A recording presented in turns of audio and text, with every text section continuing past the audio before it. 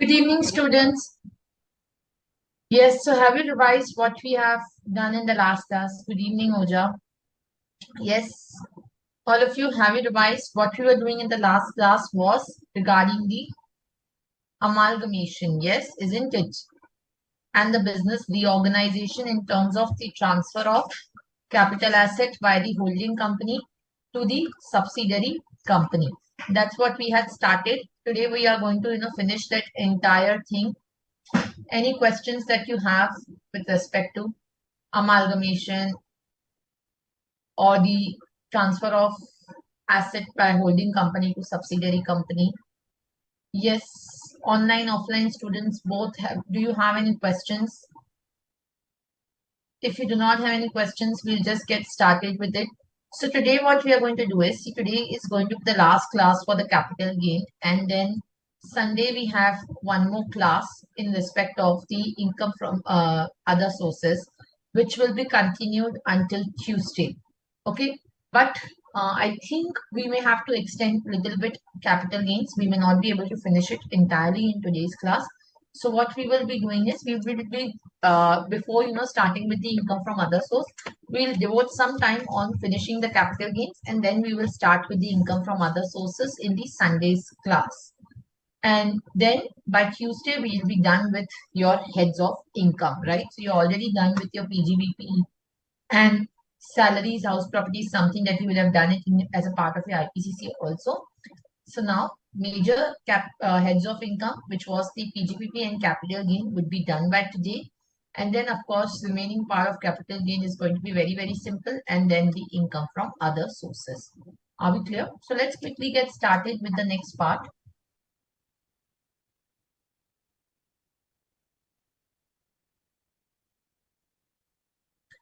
Demerger. Now, what is a demerger? Uh, 1 second. Ajit जी अभी ठीक है?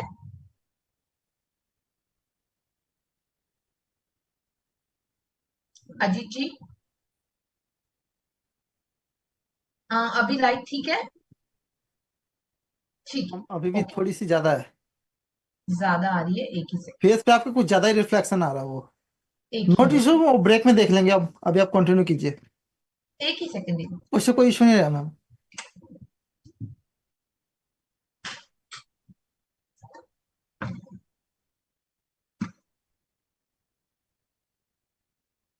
अब ठीक है?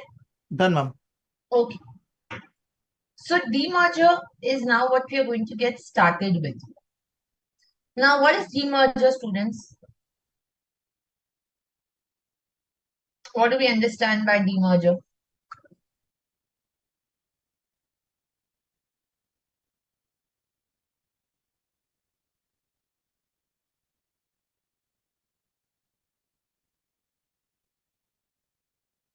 Yes, faster.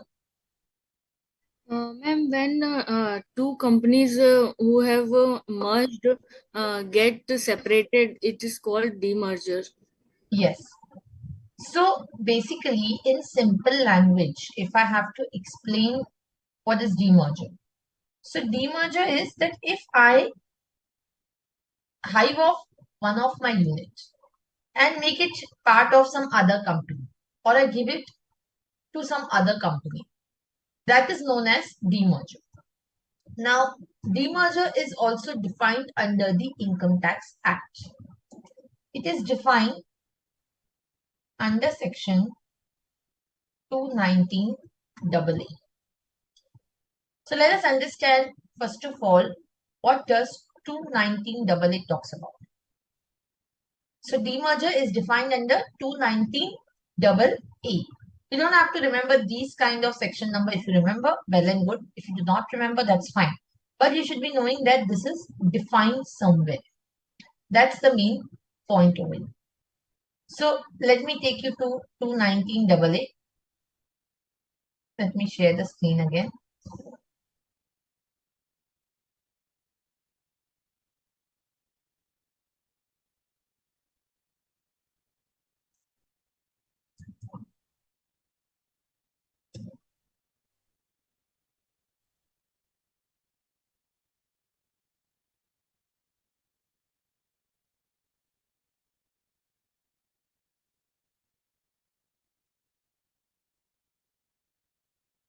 So let's take us, let me take you to section number 2, wherein I said about 19AA. Yes. Demerger in relation to companies means the transfer pursuant to a scheme of arrangement under 391 to 394 of the Companies Act 1956. Here they still refer to 1956, but again in the 2013 also there is a scheme which is mentioned. By a demerged company of its one or more undertakings to any resulting company in such a manner that all the property of the undertaking being transferred by the demerged company immediately before the demerger becomes the property of the resulting company by virtue of the demerger. So in short, what I'm trying to say here is demerger is, let's say for example, there is this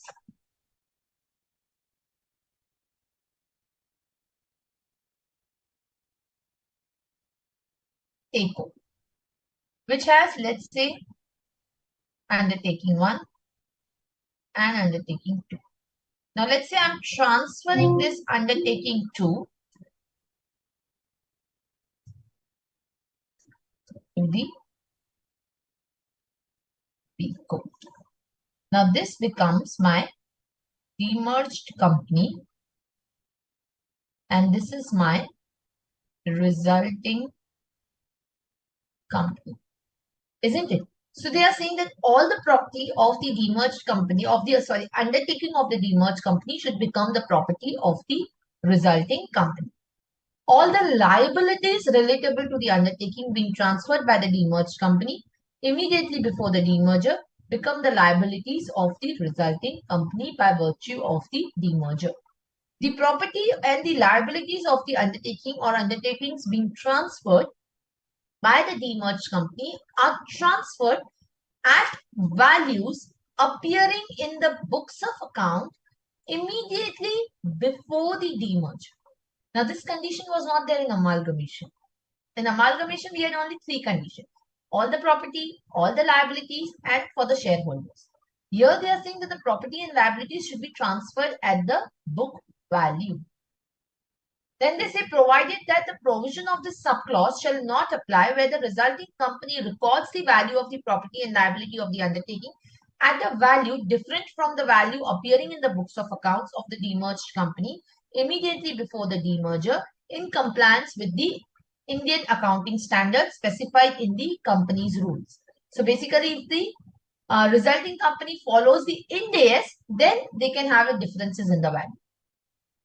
Because if the resulting company is an Ind AS compliant company, obviously they will not be able to record it at the book value. They will have to record it at the fair market value. Then the resulting company issues, in consideration of the demerger, its shares to the shareholders of the demerged company on a proportionate basis, except where the resulting company itself is a shareholder of the demerged company. So resulting company should issue the shares in consideration of the demerger to the shareholders. So they will get the shares of the resulting company, except where the resulting company is the shareholder of the demerged company. So if let's say for example, ACO is held by, let's say I've taken example, let's say ACO is held by BCO. Now ACO demerges it undertaking to BCO. Now BCO cannot issue shares to itself. Can it issue? Answer is no. So that's what they say. Even in case of amalgamation, it's the same thing. Let's say ACO amalgamates with BCO. Then BCO has to issue the shares to the shareholders of ACO. But BCO is the shareholder of ACO. So can BCO issue shares to itself? The answer is no. So in a case where the resulting company or the amalgamated company is the shareholder of the amalgamating company or the demerged company, they cannot issue shares to their own self. So here, shares can't be issued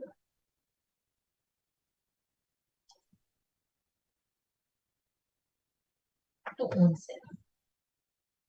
Are we clear? Then it says the shareholders holding not less than 3/4 in the value of the shares in the demerged company, other than the shares held therein immediately before the demerger or by a nominee for the resulting company or its subsidiary, become the shareholders of the resulting company. So more than 75% shareholders of the demerged company should become shareholders in the resulting company. Then the transfer of the undertaking is on a going concern basis. The undertaking should be transferred on a going concern basis, as in the undertaking should be carrying out the business. It should not be discontinuing its business and then getting transferred. It should be transferred on the going concern basis. The demerger is in accordance with the conditions, if any, notified under section 72A, which is for the losses by the central government. So if any notification is specified by central government under 72A5, which is basically to carry forward the losses of the demerged company by the resulting company, there they say that it should be for a genuine business purpose. So notification says that the demerger should be for genuine business purpose. Now, what do we mean by undertaking? So the undertaking is defined. Undertaking shall include any part of undertaking, unit, division of an undertaking or business activity taken as a whole, but does not include individual assets or liabilities or any combination thereof, not constituting a business activity.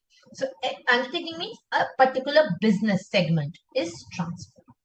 So I'll just copy paste this particular definition here so that you have it for your records here, which is section 219AA, right?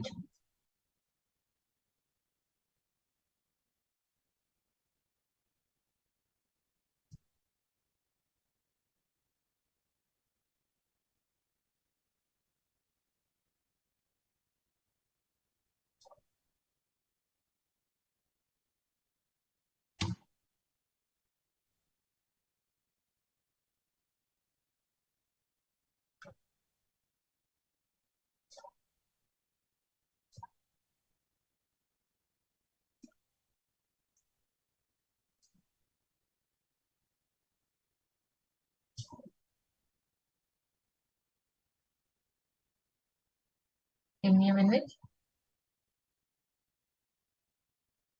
I don't think this will be visible to you, right? Let me make it increase the size. Yeah. Fine. So this is how demerger is defined. Now, in demerger, what they are saying is what should happen, that the property of the undertaking, which is of the demerged company, should become the property of the resulting company. So when there is a transfer of property from A co to B co, will it be regarded as transfer? Yes or no? It will be regarded as transfer, isn't it? So then, if it is regarded as transfer, there should be taxability. But section 47 again provides that there will not be any transfer. It will not be regarded as transfer under section 47(6)(b). So this transfer of property by the undertaking to the BCO, this will not be regarded as transfer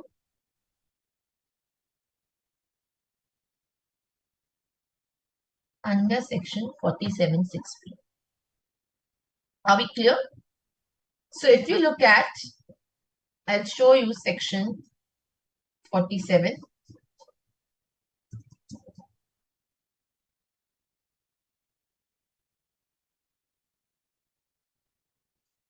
So 47(6)(b).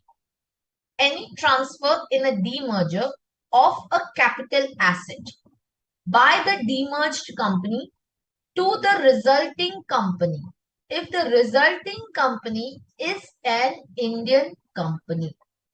So any transfer in a demerger of a capital asset by the demerged company to the resulting company will not be regarded as the transfer, provided the resulting company is the Indian company. So this should be an Indian company.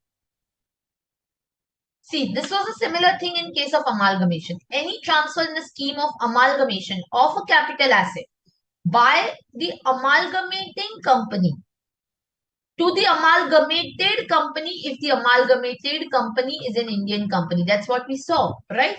So even here, it was not regarded as transfer if this is an Indian company. Are we clear? Now the second situation over here. In the hands of BCO, here also 56 to 10 will not be applicable even if the capital asset is received without any consideration. So if we go back now to 56 to 10, at that point in time, see again in the next class, we will start with 56 to 10. So you will understand it in a much more detailed manner. What is 56 to 10? But there are exceptions to 56 to 10. Now, what are these exceptions? If you see here, let me show you. Yeah. So it says by way of any transaction. So it says the 56 to 10 shall not apply to any property received by way of a transaction not regarded as transfer under clause 4, 5, 6, 6A, 6AA, 6B, which means amalgamation, transfer of capital asset by holding company to subsidiary to holding company, and demerge. So this will not be triggered. 56 to 10 will not be triggered in the hands of BCO. Now the second transaction which happens over here is, here, since this undertaking is getting transferred, isn't it? There is reduction in the value of the shares. So if my business will get transferred to another company, obviously the share value will automatically decrease. The share value is coming from the assets itself, right? The liability side, if you see share capital, it draws the value from the asset side, assets which is getting transferred. So therefore, the value of my shares will decrease. So for a shareholder, this is a loss. There is a extinguishment or relinquishment of liability. From the shareholder's perspective, if you look at, there is an extinguishment of liability, isn't it?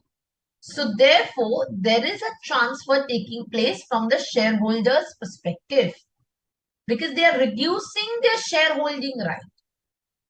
And in consideration for that, they are getting the shares of the demerged company, sorry, of the resulting company.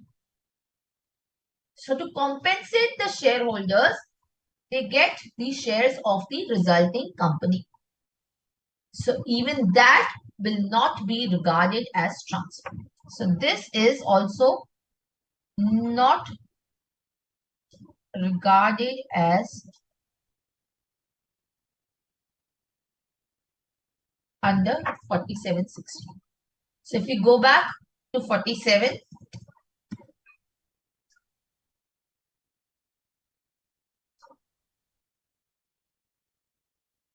so if you see 4760, any transfer or issue of shares by a resulting company in a scheme of demerger to the shareholders of the demerged company if the transfer or issue is made in consideration of demerger of the undertaking.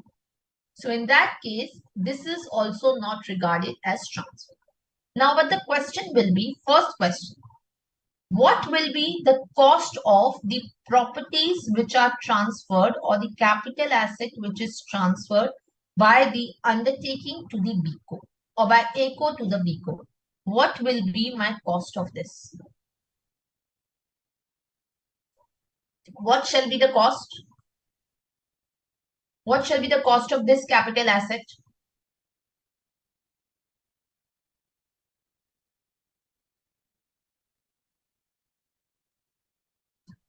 Yes.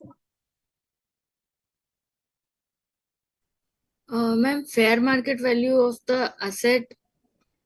No. No. First of all, it is important to understand. Just write it over here.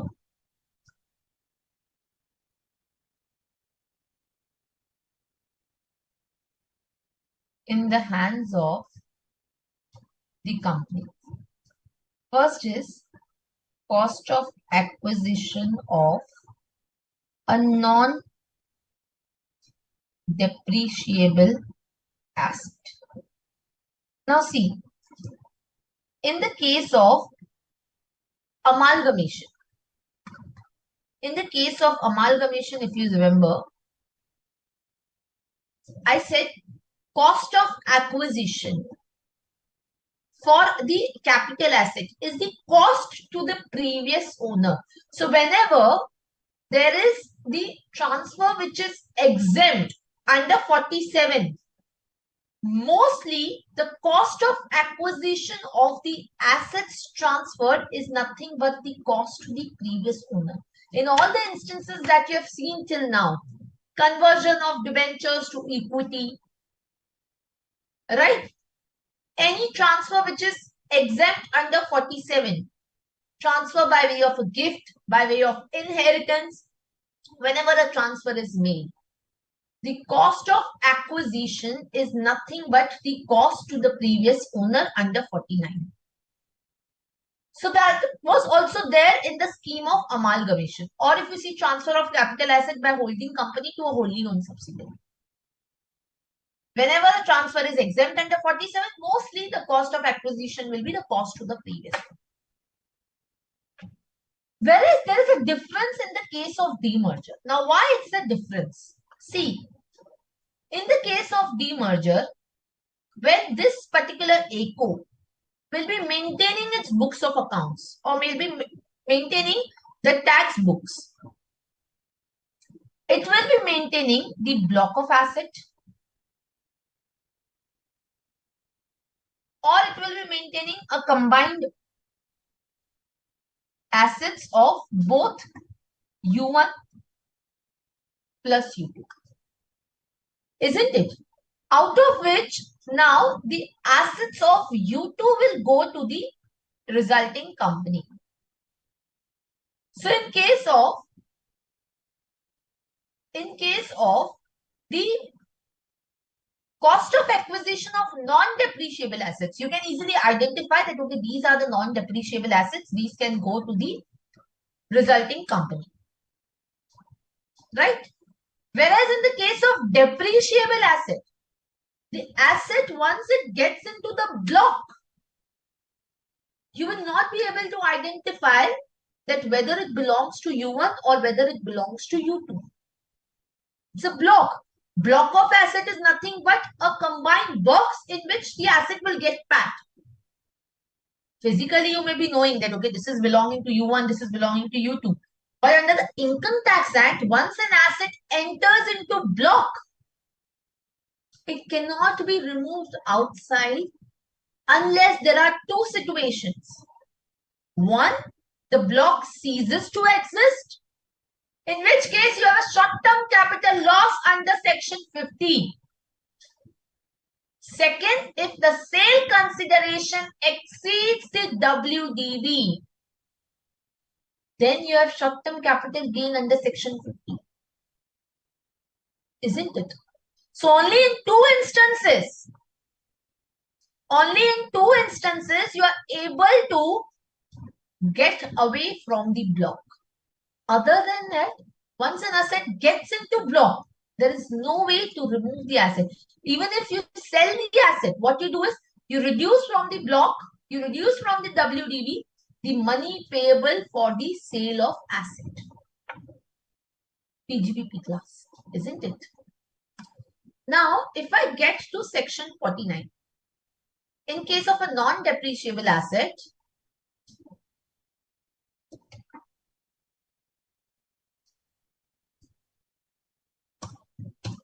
if I go to section 49 to see whether 49(1) should be applicable, it says where the capital asset becomes the property of the assessee on the distribution of assets on total or partial partition under a gift or will by way of succession, by way of any distribution of assets on the liquidation of company, then under any, yes, Screen is not visible if you open one the. second. Okay, one second.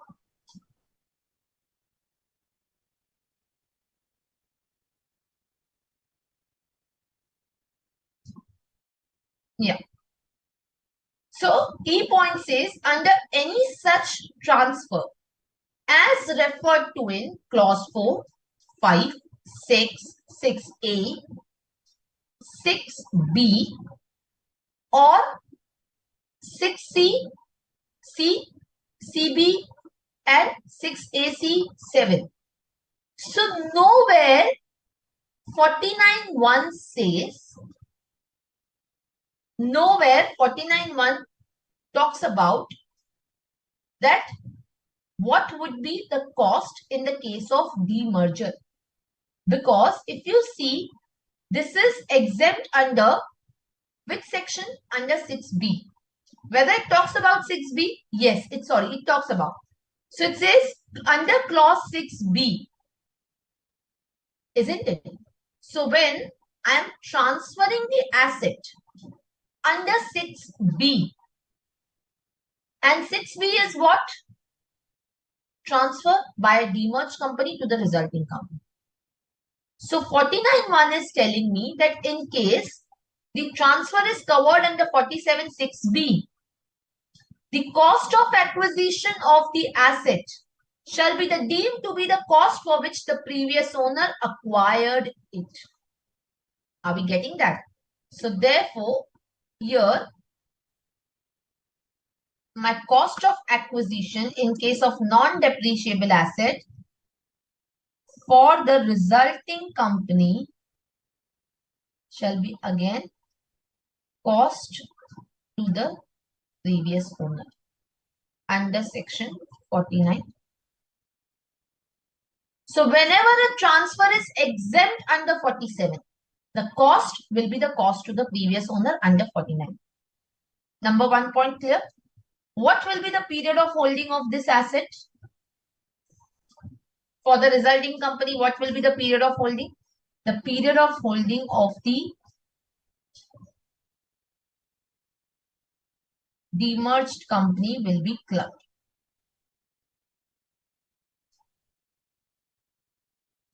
Right? This is explanation 1 to section 242A. What about the indexation? The indexation will also be available from year when demerged company held it. This is as per Manjula Shah judgment. Are we clear? Yes or no? Yes, ma'am. Okay. Now, coming to the cost of acquisition of a depreciable asset.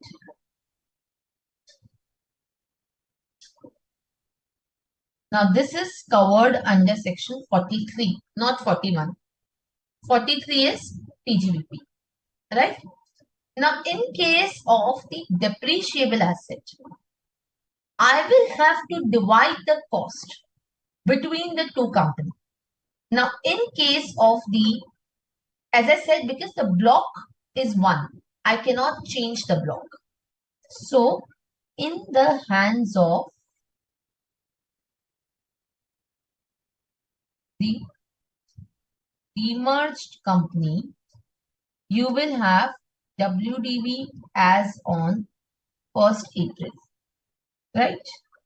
Out of which you will reduce the WDV of the assets transferred to the resulting company. So, section 43 specifically talks about. I don't know if you have done this kind of question under the PGBP, but that specifically talks about this. It says, in the case of demerger, the explanation 7A to the section 43.1 says, where in a demerger, any capital asset is transferred by the demerged company to the resulting company, and the resulting company is an Indian company, then in that particular case, the actual cost of the transferred capital asset to the resulting company shall be the cost as if it would have been the demerged company had continued to hold the capital asset for its own use. So basically, it says that the cost of the asset, which is in the books of the demerged company, will become the cost for the resulting company. And if I take you through here, it says where in any previous year, any asset forming part of the block of assets is transferred by a demerged company to the resulting company, then notwithstanding anything contained in clause 1, explanation 2a, the written down value of the block of assets of the demerged company for immediately preceding year shall be reduced by the written down value of the assets transferred to the resulting company pursuant to the demerger. Are we clear? And 2b says where in any previous year, any asset forming part of the block of assets is transferred by demerged company to the resulting company, then notwithstanding anything contained in clause 1, the written down value of the block of assets in the case of resulting company shall be the WDV of the transferred assets of the demerged company immediately before the demerger. So, in the hands of resulting company, it will be the WDV of assets will be WDV of assets in the hands of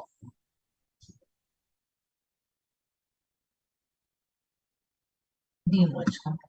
This is what is explanation 2 and 2a and 2b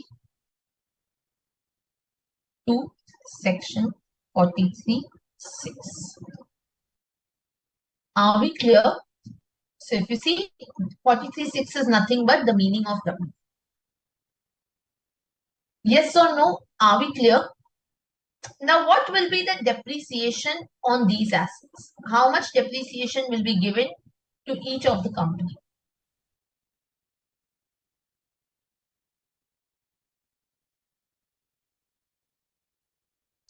Yes. Ma'am, as per their period of holding. Yes. So depreciation will be given proportionately based on the number of days assets are used by both the companies. Are we clear? So depreciation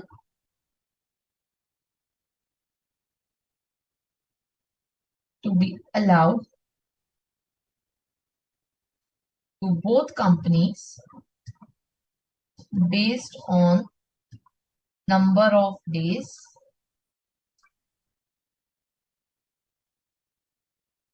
assets is used. Okay. Any questions so far with respect to demerger? Yes. Have you seen how the depreciation is allotted? It is based on the number of days. Now this is one part. Now the second part which is there is for the shareholder. Now shareholder is also getting the shares of B Corp. Now what will be the cost of shares for this B Corp? What will be, say, in the hands of shareholder,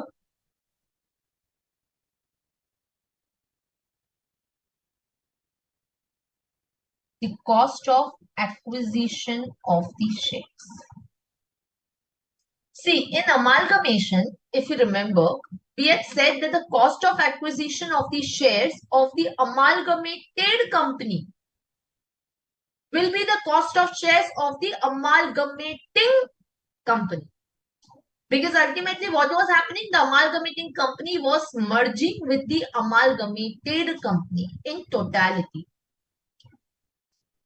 However, in the case of demerger, the company is not dying. Company A is also alive, means its shares are also in existence, and the resulting company also shares you are getting. Now, how do we find out the cost of the shares of the resulting company? So, the Act has given us a formula for that. The Act has given us a formula for that particular purpose. Under section 49 2D and 49 2C. So it says under 49 2C,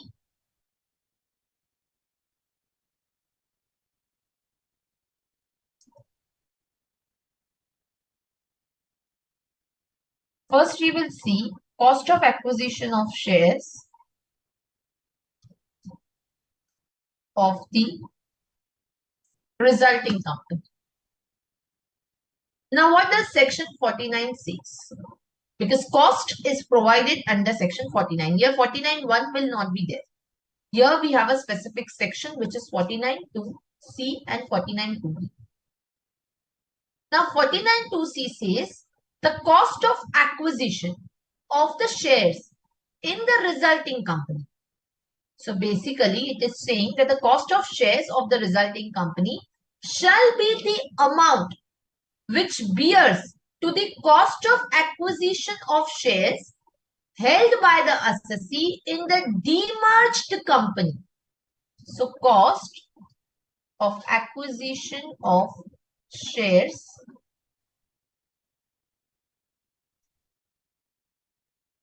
in the demerged company, the same proportion as the net book value of the assets transferred in the demerger, net book value of assets transferred in the demerger divided by the net worth of the demerged company.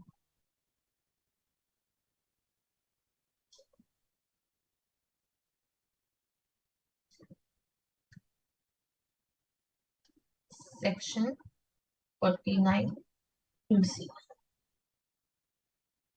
Are we clear? So it says, how will you find out the cost of acquisition of shares of the resulting company? It will be the cost of acquisition of shares in demerged company multiplied by net book value of the assets transferred in demerger divided by the net worth of the demerged company. Are we clear? So they have given this particular formula to us and they have defined for this purpose the net worth shall mean the aggregate of the paid up share capital and the general reserves as appearing in the books of accounts of demerged company before demerger.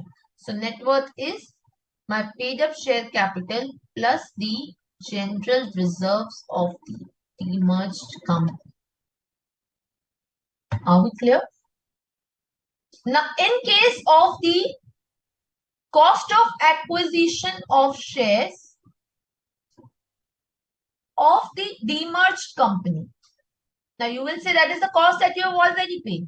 Yes. So, cost of acquisition of the shares minus this. Cost of acquisition of shares of resulting company. Section 49. So your value is getting reduced by the undertaking transferred. So therefore, you have to reduce the value of your cost. So it says the cost of acquisition of shares of the original shares held by shareholder in demerged company shall be deemed to have been reduced by the amount as so arrived under subsection 2C. Yes or no? Are we clear about this? Yes. So 49 2D says cost of shares into net book value of the assets divided by the net worth, and for the demerged company you have to reduce that cost from its original cost of shares. Now what will be my period of holding of the shares of demerged company? What will be my period of holding? Yes, what will be the period of holding of the shares of resulting company? So here, what is the period of holding of these shares?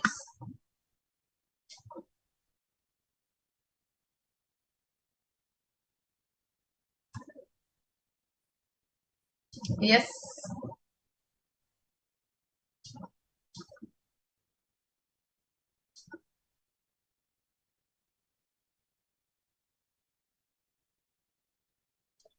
period of holding for the assets shall be the period of holding of the shares of the demerged company.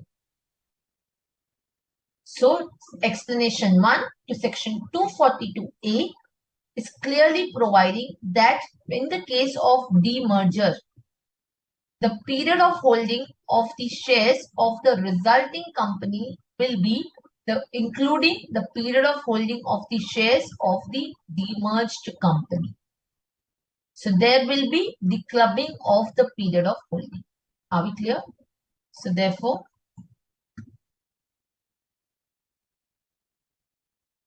will include of the shares of resulting company. And indexation will be again clubbed. So we'll include the period of holding of the shares of the resulting company as per Manjula Shah. Is demerger clear to all of you? Yes or no? Yes. So the period of holding, if you see 242A says, in the case of capital asset being shares in an Indian company which becomes a property of assessee in consideration of a demerger, there shall be included the period for which the shares were held in the demerged company.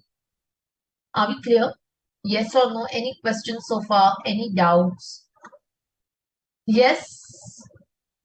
Okay, perfect. Now let's come back to certain points under demerger. If you remember, I told you in case of amalgamation also, the losses of the amalgamating company can be carried forward by the amalgamated company. Similarly, in the case of demerger also, the losses which are relating to the undertaking, the business loss and the unabsorbed depreciation can be carried forward by the resulting company. Can be carried forward by the resulting company for the remaining period. So therefore, the business loss and the unabsorbed depreciation of the demerged undertaking can be carried forward and set off by the resulting company. So in case of amalgamation, if you had seen, I had told you that the losses of the amalgamating company shall be deemed to be the loss of the amalgamated company. And this can be carried forward and set off for a fresh period of 8 years. So this was allowed to be carried forward and set off for fresh 8 years. And this was also, if you remember, I told you it was subject to the conditions mentioned under section 72A. Right? If you remember. What were the conditions? We had seen that the assets should be held, there should be shareholders should be there, the business should be continued. All of those, there were many conditions which were given. Here, they are saying that the business loss and unabsorbed depreciation can be carried forward and set off by the resulting companies. But this can be done only for the remaining period and not for fresh 8 years. So business loss can be carried forward and set off only for the remaining period out of the 8 years. So if they are utilized for 3 years, now only for remaining 5 years they can carry forward. Whereas in amalgamation, fresh 8 years were allowed. Whereas in the case of unabsorbed depreciation any which ways can be carried forward and set off indefinitely. So this can be any which ways carried forward and set off even by the resulting company indefinitely. And here, there are no conditions like amalgamation. So no conditions to be fulfilled like amalgamation. In amalgamation, there were many conditions which were to be fulfilled. And here, the business loss which was there can be carried forward and set off for fresh 8 years. Unabsorbed depreciation here also could be carried forward indefinitely. Yes or no? Are we clear? Okay. Any questions, any doubt with respect to the unabsorbed depreciation or amalgamation? Now, certain common points that I want to talk to you about, which is not relating to capital gain, but I just want to bring a linkage. Excuse me, ma'am. Yes. Ma'am, in amalgamation, in the earlier lecture, you have told the losses of amalgamating company, where you have mentioned two sections, section 42A and 72A. Then that we have to check. Can you explain what is that sections? So it's only 72A. 42A, there is nothing like that. Okay, ma'am. Yeah, it's only 72A. And 72A says where there has been an amalgamation of. So there are certain conditions. One of the condition is that there should be amalgamation of a company owning an industrial undertaking. So only when there is a company which is owning an industrial undertaking is again defined under the section itself, which means any kind of entity which is engaged in manufacturing or processing of goods, manufacturing of computer software, business of generation or distribution of electricity, business of telecommunication services, mining, construction of ships, aircrafts, railways. So those kind of entities can only amalgamate. So it means that if I am into service business, I cannot claim the benefit of 72A. 72A, which is allowing the losses of the amalgamating company to the amalgamated company, can be claimed only by a selected set of companies. So if you see here, it says where there has been an amalgamation of a company owning an industrial undertaking or a ship or hotel with another company or a banking company or a public sector company, then the losses of the amalgamating company and the unabsorbed depreciation shall be deemed to be the losses and the unabsorbed depreciation of the amalgamated company. Sorry, of the amalgamating company, then it will become the losses or any depreciation of the amalgamated company. Okay, clear, ma'am. Clear? And then there are certain conditions which say that the losses shall not be set off or carry forward and unabsorbed depreciation shall not be allowed unless the amalgamating company has been in the business for 3 years or more and has held at least 3/4 of the book value of assets for a period of 5 years. The amalgamated company continues for a minimum period of 5 years those 3/4 of the book value, 3/4 of the fixed assets, and continues the business of amalgamating company for a period of minimum 5 years. So when these conditions are satisfied, only then the amalgamated company can be carried forward at the end set off the losses. If it does not fulfill any condition, then in that particular case, the losses which are set off by the amalgamated company shall become the income of the amalgamated company if the conditions are violated. Whereas in the case of demerger, these conditions are not there. Yes, ma'am. Okay? Yes, ma'am. So this you will learn in the set off and carry forward class in a much more detailed manner. So now I think after my sessions, you will have a session on set off and carry forward. In that class, the faculty will be explaining you all of these sections in detail. Okay? Thank you, ma'am. Now I want to take you through certain points with respect to the amalgamation and demerger both. Some common points just to, put everything together in this particular lecture. So that all amalgamation and demerger is combined with you, all of these together. So you can just write down over your heading. Common points relating to amalgamation and demerger. Okay. So first of all, if you remember, there was section 35D, 35DD, which is expenses incurred wholly and exclusively for amalgamation. So if there are any expenses incurred wholly and exclusively for amalgamation and demerger, then 1/5 of those expenditure will be allowed over the period of 5 years from the year in which the amalgamation or demerger takes place. So the expenses in relation to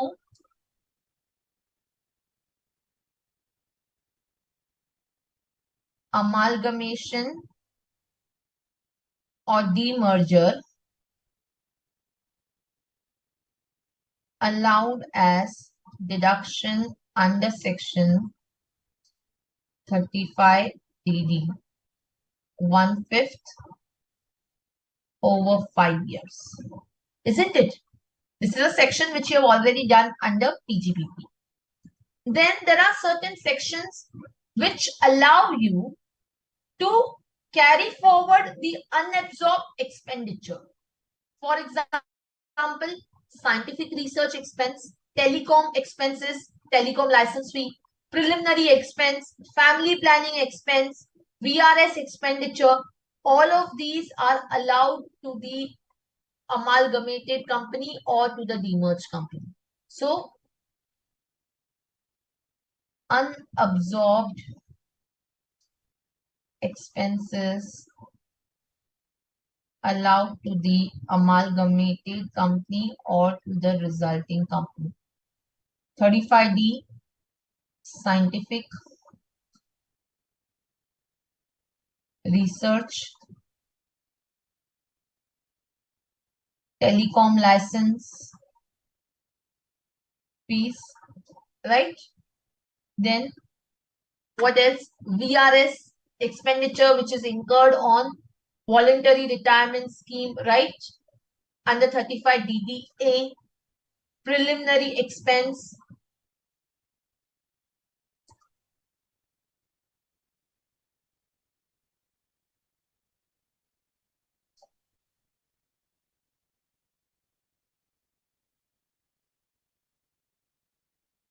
under section 35D.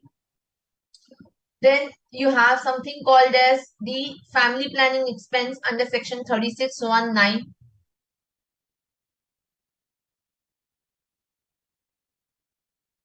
This is 35ABB. Okay. These are allowed as 1/5 of, right, expense. So if you have claimed half in the resulting or in the demerged company, another for the 3-year period you can claim in the resulting company or in the amalgamated company, right? So these are the expenses you can claim and carry forward. Then of course, AT, IA, IB, all of these sections also can be claimed by the resulting company. Are we clear? And then of course,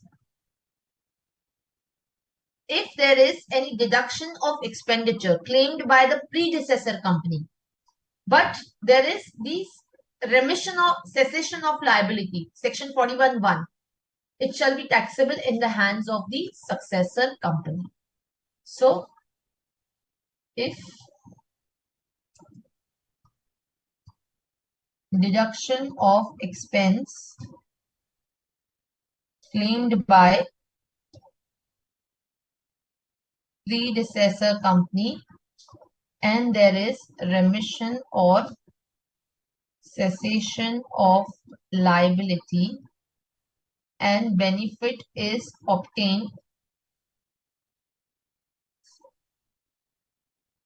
by the successor company, then section 41(1) applies in successor company's hand. Right? 41(1) was that if you have claimed any deduction of expense and now that is waived off, then in that particular case, the taxability will happen in the hands of then the successor company. Are we clear? Okay. So let's move further now towards the next part. Okay, now next part is concerning the conversion of the sole proprietary concern to the company, firm to a company, or company to the LLP. Now that we are going to deal from the module itself. So let me open up your module.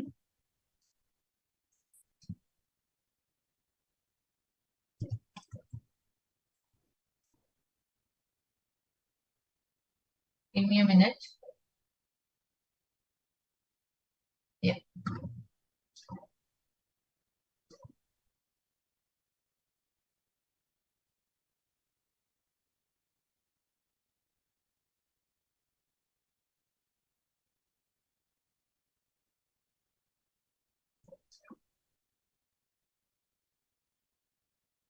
So first of all, transfer of a capital asset.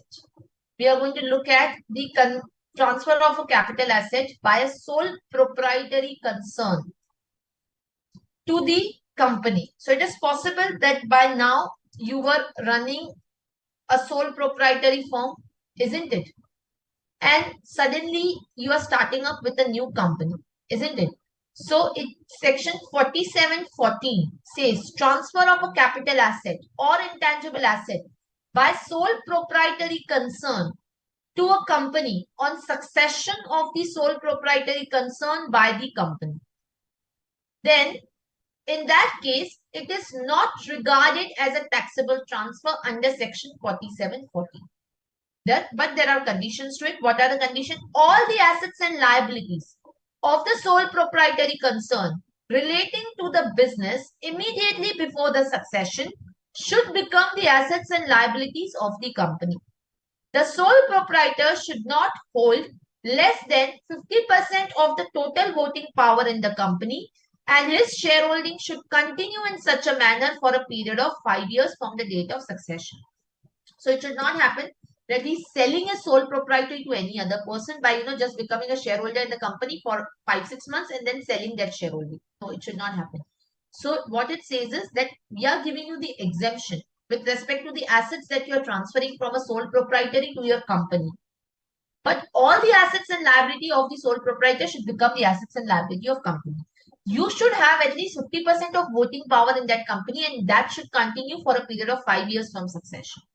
The sole proprietor should not receive any consideration or benefit in any form directly or indirectly other than by way of allotment of shares in the company. So these are the conditions which are given in terms of the succession of the sole proprietary concern to the company. Then second is the succession by way of the transfer of assets from a partnership to the company. So 4713 talks about that. It says transfer of a capital asset or intangible asset by a firm to a company on succession of the firm by a company in the business carried on by the firm. So if the capital asset is transferred by a partnership firm or a LLP, firm includes an LLP, to a company on succession of the firm by a company, is again not regarded as transfer under 4730. And what are the conditions for that? What are the conditions which are given here? Yeah. So the conditions which are given is all the assets and liabilities of the firm relating to the business before the succession become the assets and liability of the partner, same as sole proprietor. All the partners of the firm before the succession should become the shareholders of the company in the same proportion in which the capital accounts were there in the firm. So they should get the same shareholding rights as they had the capital account balances or the ratio of the capital account balances in the firm. The partners should not receive any other consideration or benefit from the company other than by way of allotment of the shares in the company. So even in the case of sole proprietor, the sole proprietor's only consideration will be the shares in the company. Even for the partners, the only consideration will be the shares in the company. The partners of the firm hold not less than 50% of the total voting power in the company, and the shareholding should continue for a period of 5 years. Same as sole proprietor. So in that case, if you fulfill all the conditions, only then the transfer will be exempt. Only then the transfer will be exempt. But if you, let's say, for example, violate any of these conditions, if you violate any of these conditions, let's say, for example, if the sole proprietor or the partnership firm violates any of these conditions, whatever are listed, then in that particular case, the gains which are exempt from the transfer of capital asset by a sole proprietor to a company or a firm to a company, then shall be deemed to be the income of the company for the previous year in which the conditions are violated. Because now the partnership firm is dead, the sole proprietor is dead, we cannot tax them. So the gains which were exempted earlier will now be deemed to be the income of the company. Are we clear? And the last one is transfer of the capital asset by a private company. When the private limited company gets converted into the LLP. So when the private limited company gets converted into LLP and any assets are transferred by the private company to the LLP, again that is not regarded as transfer under 4713B. So in that case, there are two transfers which are taking place. One is transfer of asset by a private company or unlisted public company to LLP, or any transfer of shares which are held by a shareholder, because now the private company is getting converted to LLP. So the shareholders' rights also will get extinguished because the company will die. So there will be the transfer of shares by a shareholder on conversion of a company into LLP. Both will not be regarded as transfers, subject to these conditions. Again, what are the conditions? All the assets and liability of the company immediately before the conversion becomes the assets and liability of the LLP. All the shareholders of the company before the conversion should become the partners of the LLP, and their capital contribution and profit sharing ratio in the LLP are in the same proportion as their shareholding in the company on the date of conversion. So in earlier cases, there was conversion of firm to the company. Here now there is a conversion of company to a LLP. So the shareholders of the company should become the partners in the LLP, and the capital contribution and PSR should remain the same as per the shareholding. No consideration should be given by the LLP other than the profit and the capital contribution. The shareholders of the company continue to be entitled to receive at least 50% of the profits of LLP for a period of 5 years from the date of conversion. The total sales, turnover or gross receipts of the company should not exceed 60 lakh in any of the 3 preceding years. The total value of the assets of the company in any of the 3 previous years before the year of conversion should not exceed 5 crore. So these are 2 additional conditions which are not there in the case of sole proprietary conversion or firm conversion. And no amount is paid to any partner out of the accumulated profit of the company for a period of 3 years from the date of conversion. If all of these conditions are satisfied, then in that particular case, it will be treated as a non-taxable transfer. However, if you violate any of these conditions, again, the exemption which was given to you earlier will be withdrawn. So the capital gain which is exempt earlier would now be deemed to be taxable in the hands of the LLP as well as in the hands of the partners. Are you getting it? Because here there were 2 kind of capital gains which were arising. One was when the capital assets were transferred by company to the LLP. So the capital gain exempted earlier on the transfer of capital assets will now be taxable in the hands of LLP in the year of violation. Secondly, there was also capital gain which was exempt, which was arising on transfer of shares of the shareholders. That will now become taxable in the hands of shareholder in the year of violation. Are we clear? Any questions so far? Yes. Now, the last point over here is what will be the cost of acquisition of the capital asset transferred in the hands of the successor company? Again, it will be the cost to the previous owner because these transfers are exempt. So it will be the cost to previous owner under section 49(1). What will be my period of holding? The period of holding of the previous owner will be included. Explanation 1 to section 242. Indexation again will be applicable from the date the asset was purchased by the predecessor as per Manjula Shah. So that shall remain the same even in case of the conversion of sole proprietor, conversion of firm or conversion of company. Are we clear about this?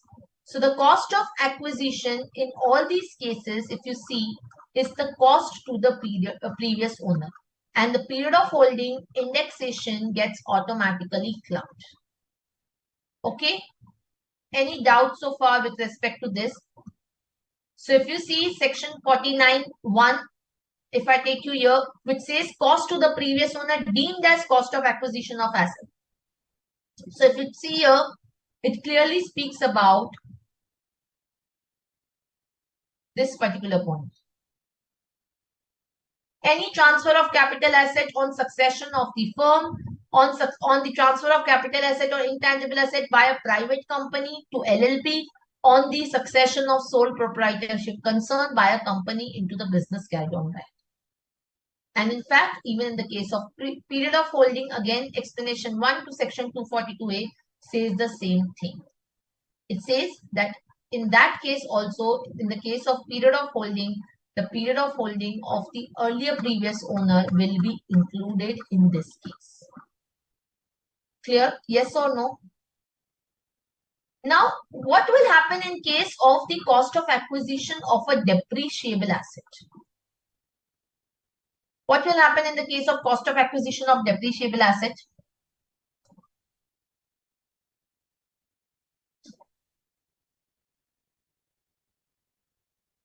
Yes. So that will be again, we will see in the case of what does section 43 says. We will see under PGBP what does section 43 says. So 43(6), which talks about the conversion of the capital asset. 43(6) talks about the WDV. So explanation 2C says, where in any previous year, any block of asset is transferred by a private company to a limited liability partnership and the conditions specified in 47(13)(b) are satisfied, then the actual cost of the block of assets in the case of LLP shall be the written down value of the block of asset as in the case of the company as on the date of conversion into the LLP. So therefore, it says the WDV for the LLP shall be the WDV as for the company. The company has ceased to exist. So there will not be any depreciation. The depreciation now will be available to the LLP. Are we clear? Yes or no? Again, for the purposes of the depreciation will be given to both in the proportional basis or will be apportioned between the company and the LLP based on the number of days the assets are used by each company. Are we clear? Similarly, in the case of succession of the sole proprietor and to the company and in the case of succession of the firm to the company, again, it will be the same thing. The WDV will be becoming of the successor as it was for the predecessor. And again, the depreciation will be given on the proportionate basis. Now, what will be the cost of acquisition of shares of the private limited company when the sole propriety gets converted to private limited company or when the partnership gets converted to private limited company? So it will be the capital contribution which you have made. Okay. So these shares of the company in the case when sole proprietary gets converted to company. in a case when the sole proprietor gets converted to the company, what will be the cost of acquisition of shares for the shareholders? Yes. What will be my cost? So the cost, they say, will be the cost of my capital in the partnership or of the sole proprietorship. Are we getting this particular point? So in case when the sole proprietor gets converted into company, then in that particular case, my cost of acquisition of that share, particularly in a company which I am getting, will be the cost of the capital that I have contributed in the partnership firm. Are we clear about this? Yes or no? Yes, ma'am. Okay. And in case of the LLP that you have now, in case of the company converting into LLP, now what would be the cost of the capital of LLP for the partners? So the partners will receive the right in the LLP, right? On the conversion of the company to the LLP. So when the shareholder of the company will receive a rights in a partnership firm as a consideration for transfer of shares in the company, the cost of acquisition being the rights of the partner will be the cost of acquisition of the shares. So whatever you've contributed for shares, that will become the cost of the partnership rights. Because that could be helpful when you are doing the 45(5) or 9B calculations. Right? There you take the cost of the partnership right. Now what will be the cost of that partnership right? What will be your capital balance? It will be the cost of my shares which I had in the private limited. Okay? Any doubt, any questions so far? Any doubts? Is this absolutely clear? Okay, Yes, ma'am. Clear. fine. Now, the last topic that we have to discuss with respect to the reorganization portion is slump sale. Is the slump sale. Now, let us understand what is a slump sale. Now, slump sale is basically when you are transferring an undertaking or the assets and liability without assigning any value. When you're transferring the assets in together, not individually, for a lump sum consideration. Now, you will ask what is the difference then between the demerger and slump sale. Under demerger, you have to carry out the scheme of demerger as per the Companies Act. You have to take the approvals from the NCLT and all of that. Whereas in the slump sale, you are just transferring the undertaking by assigning a lump sum consideration without assigning individual values to any asset. In demerger, you can have individual values to the asset. Are we clear? So that is the meaning of slump sale. Now, in the case of slump sale, what happens is that the capital gain computation which is there is given in a specific manner under section 50B of the Income Tax Act. So the capital gain computation which is there is given under section 50B. So how does that happen? Let us discuss.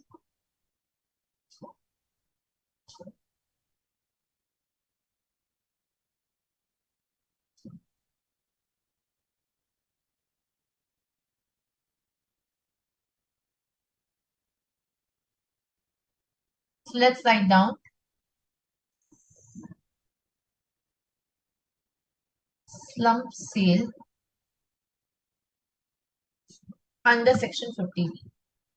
First of all, let's write down the meaning of the slump sale under section 50B. So 242(6)(c) defines slump sale to mean Ma'am, Yeah.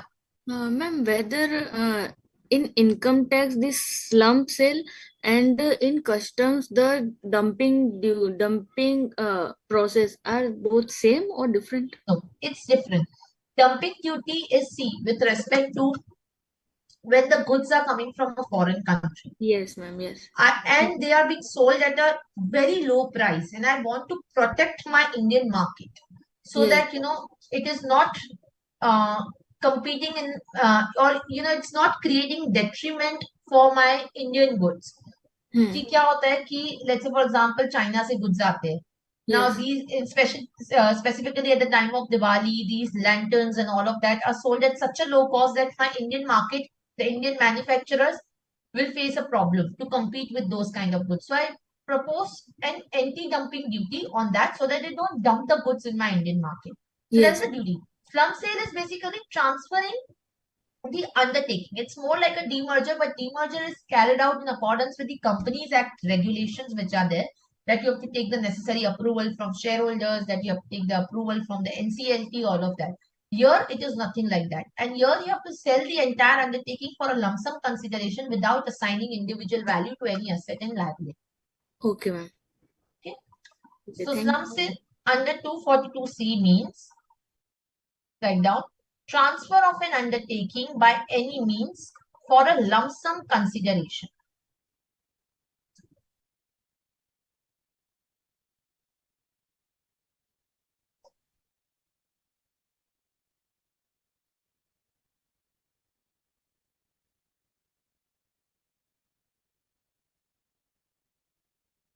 Without assigning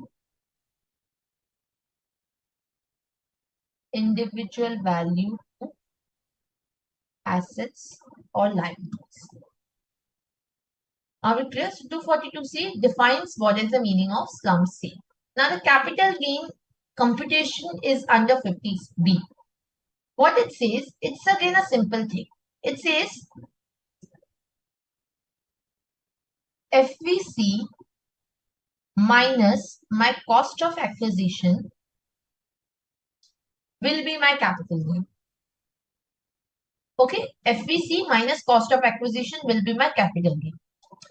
But if you see, it says the fair market value of the capital assets as on the date of transfer, calculated in the prescribed manner, shall be deemed to be the full value of the consideration received or accruing as a result of transfer of such capital asset. So, my FVC is nothing but the FMV calculated in the prescribed manner. Now, what is a prescribed manner? Let's look at Rule 11 UAE, which prescribes what is FMV. So, computation of FMV for the 50B. For the purposes of 50B, the fair market value of the capital assets shall be FMV1 or FMV2, whichever is higher.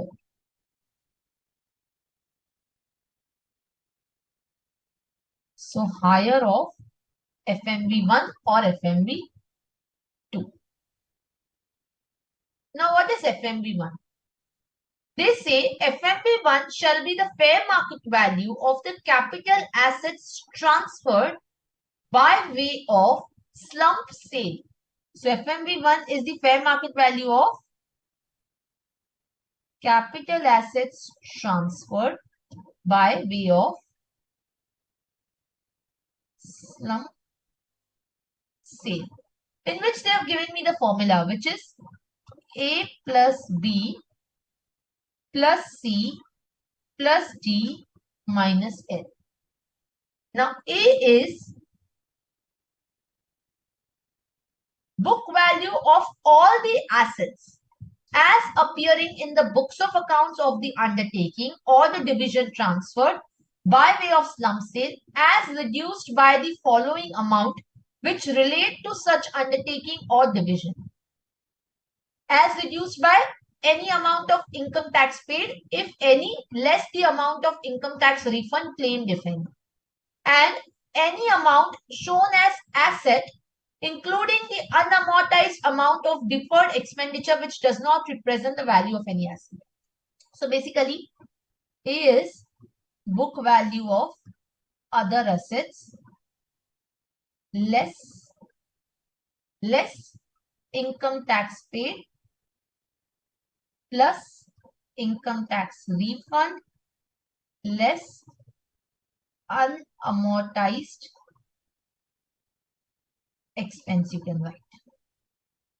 Right? Unamortized expense. Then B is the price of which the jewelry and artistic work would fetch in the open market on the basis of valuation report. So B is the FMV of jewelry. B is the value of FMV of jewelry and artistic work.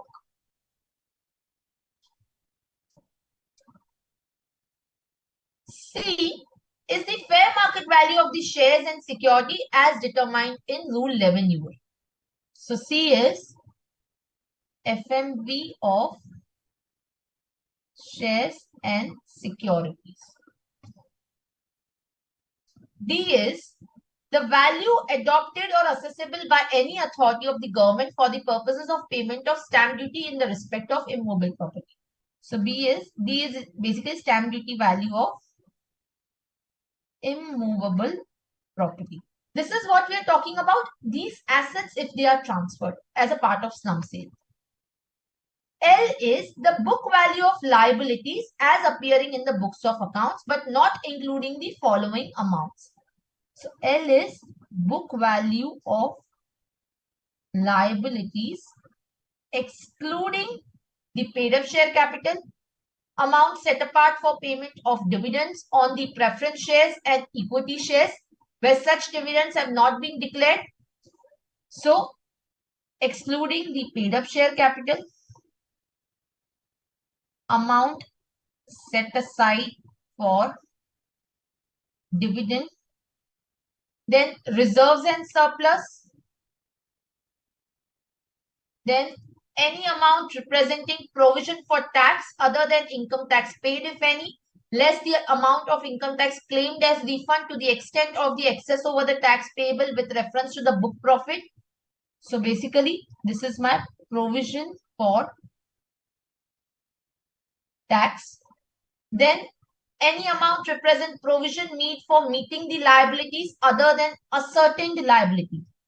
So provision for unascertained liability, because that we even do not allow as an expense, and any contingent liabilities. So these amounts are not to be included in L. Are we clear? Then what is FMV2? FMV2 shall be the fair market value of the consideration received as a result of transfer by way of slump sale. So FMV2 is FMV of the consideration received for the slump sale. So FMV1 is the value of my assets getting transferred in slump sale. Whereas FMV2 is the consideration that I am receiving. So E is, what is the formula they have given? E plus F plus G plus H, where E is the value of the monetary consideration.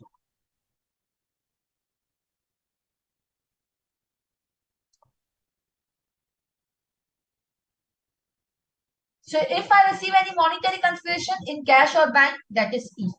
F will be any non-monetary consideration which is received, which is if I receive any other asset, then the fair market value of the non-monetary consideration which is there shall be as per the rules which are prescribed under Rule 11 UA, which is with respect to the shares. So FMV of the shares. So if in case of slump sale I get the shares of other company, then F will be the FMV of shares received. G is the stamp duty value of the property, of the immovable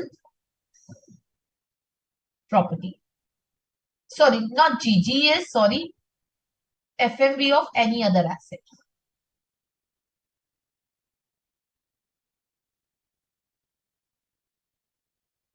And H is the SDV of immovable property. So basically what happens, let's say this ACO is there, it is doing a slump sale. Basically transferring its assets to BCO, right? So the value of these assets, the FMV of these assets will be FMV1. And what BCO will give to ACO as a consideration, that will be my FMV2. Are we getting this? Now what will be my cost of acquisition? So cost of acquisition is again given under 50B. 50B says that the net worth of the undertaking, as the case may be, shall be deemed to be the cost of acquisition for the purposes of 48 and 49. And no regard shall be given to the provisions contained in second proviso to 48, meaning indexation will not be allowed. So my cost of acquisition is nothing but my net worth. And how is net worth defined? Net worth is defined here. If you see, for computing the net worth, the aggregate of the total assets shall be, in case of depreciable asset, the written down value of the block of assets will be considered. So for calculating the net worth for the depreciable asset, you will take the WDV as per section 43(6). And in case of a capital asset being the goodwill or of a business or profession which has not been acquired, it shall be nil. For goodwill, it will be nil. And in respect of any asset of which the expenditure has been allowed as deduction under 35 AD, which is specified business, it shall be nil. So asset for which specified deduction is claimed under section 35 AD, this shall be nil. And any other asset, it shall be my book value. Now this will give me the capital gain. Now it says any profit or gains arising from the transfer under slump sale of any capital asset which is owned and held by an assessee for not more than 36 months shall be short-term capital gain, shall be deemed to be the gains arising from transfer of short-term capital asset. So here the period of holding which we will consider is 36 months. So if it is lesser than 36 months, it's short-term. If it is more than 36 months, it's not. So if you remember, I told you in the last class that the period of holding which we take for all the other assets, the maximum period of holding is now 24 months. But in case of slump sale, it is specifically provided under 50B, which is 36 months. Because the period of holding has changed in 242A, but not in under 50B. So for slump sale, it is still 36 months. So do not mistake in that. And here, the indexation will not be allowed on cost of acquisition.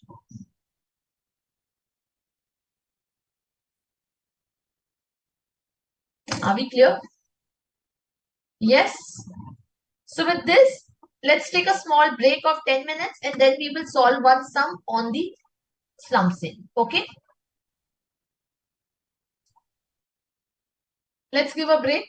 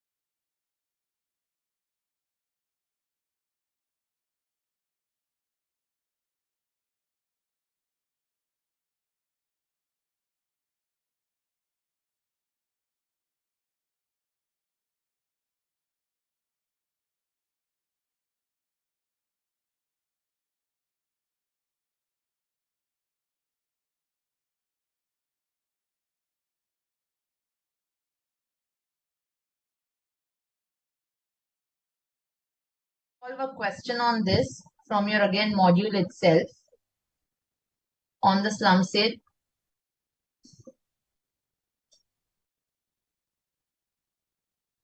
Okay. So Mr. Sriram Enterprises, a proprietorship having two units. Unit 1 is transferred on 1st April 2024 by way of a slum sale for total consideration of 14 lakh. Ma'am, U- module unit, is not visible. sorry? Module visible नहीं है. अच्छा नहीं है. Okay, one second. Okay. Yeah. Unit 1 was started in the year 2005-6. The expenses incurred for this transfer were 38,000. Balance sheet as on 31st March 2024 is year under. Other information is given. The revaluation reserve is created by revising upward the value of the land of Unit 1. The stamp duty value is 10 lakh. No individual value of any asset is considered in the transfer deed. Patents were acquired on 1/7/2022 on which no depreciation has been charged. The value of machinery represents the written down value as per Income Tax Act. So first, what will be my FMB1?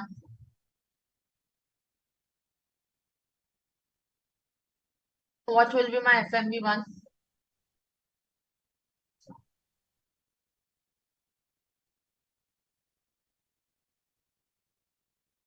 FMB1 is the FMB of the assets which are transferred, right? FMB of the capital asset transferred by way of slum sale. So we will consider the FMB of the assets of unit 1, one by one.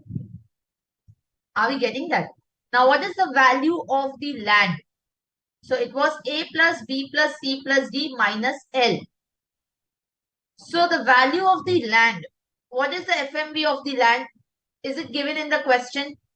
FMB of land is what? What does the rule say for FMB of land? It should be the stamp duty value. Whether stamp duty value of the land is given, the answer is yes. So instead of 13 lakh, 10 lakh rupees is the value of the land. Right? It is given here that the stamp duty value of the land is 10 lakh. So in the FMB1 calculation, see, this is how it is done. Computation of full value of consideration. FMB of the capital asset transferred by way of slum sale. Building being an immovable property, stamp duty value is 10 lakh. Then, which is the second asset? Machinery. Now, in case of machinery, it will be the FMV of that asset. Is there any FMV given of the machinery? The value of machinery represents the written down value as per the Income Tax Act. There is nothing given about that. So I will take the forward, please, the book value which is appearing. Then debtors, again, I will take the book value itself as the FMB, which is 2 lakh. For patents, it is 2,50,000. Here it is said that the patents were acquired on 1/7/2022 on which no depreciation has been charged. So what will be the value of the patents? What will be the value of the patents? Again, I will take the book value. Because A is what? So if you see here, A, I have written book value of other assets. For jewelry, I have to take FMB. For shares and securities, I have to take FMB. For immovable property, I have to take the SDV. For all the other assets, I have to take book value. So for the patents, again, I will take the book value, which is 2,50,000. I will not account for depreciation. Whatever is the book value, I will take that. I don't have to take the tax value. Are we clear? Less liabilities of the unit 1 minus L, right? In the liabilities, you will exclude the share capital. You will exclude the revaluation reserve. What you will take is bank loan. Now, out of 4 lakh, 70% of the bank loan is for unit 1. So, which becomes 2,80,000. So, if you see here, liabilities of unit 1, we are taking the total liabilities. They have taken the total liability of 29,50,000. If you see here, out of which they are excluding the liabilities, which is the own capital and the revaluation reserve. Isn't it? And whatever is pertaining to the unit 2. Now, out of this bank loan, 30% is for unit 2. So 30% I will exclude, which is 1,20,000. Even for trade creditors, 75% is for unit 2. So I will exclude 3,50,000 ka 75%. So if you see in the liabilities, they have reduced out of 29,50,000, which is the total liability. 1,20,000 is for the bank loan and 262,500 is the trade creditors pertaining to unit 1. And then I have excluded the own capital and the revaluation risk. So the difference of the two will give me the FMV1, which is the value of the capital asset transfer. What is the FMV2? The value of the consideration received. What consideration I have received? I have received only 14 lakh. Only the monetary consideration. I have not received any non-monetary consideration. If I would have received, let's say, shares of some other company, if I have received the immovable property from other company, then I would have considered the SDV of immovable property, FMV of the shares. Here I have just received 14 lakh. If the question would have said that unit 1 is transferred by way of slump sale for a total consideration of 14 lakh plus the immovable property worth rupees 10 lakhs, the SDV of which is, let's say, 12 lakhs, then my FMV2 would have been 14 lakhs plus the value of the immovable property, which is the stamp duty value, 12 lakhs.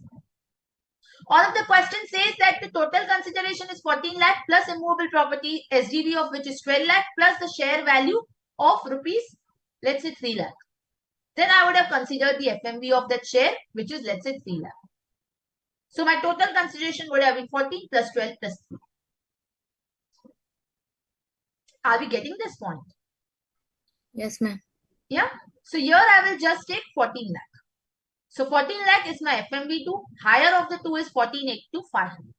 This will give me the computation of the FVC, which is 14,82,500. Next, I will decide what is my cost of acquisition. Cost of acquisition is nothing but my net worth. Now, we'll calculate the net worth. For net worth, again, what they are saying, for net worth, you don't have to take the FMV or the stamp duty values. You have to take the book values.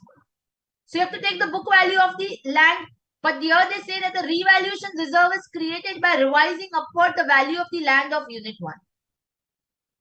So, while calculating the net worth, section 50B, which is there, it says you have to take the book value of the asset.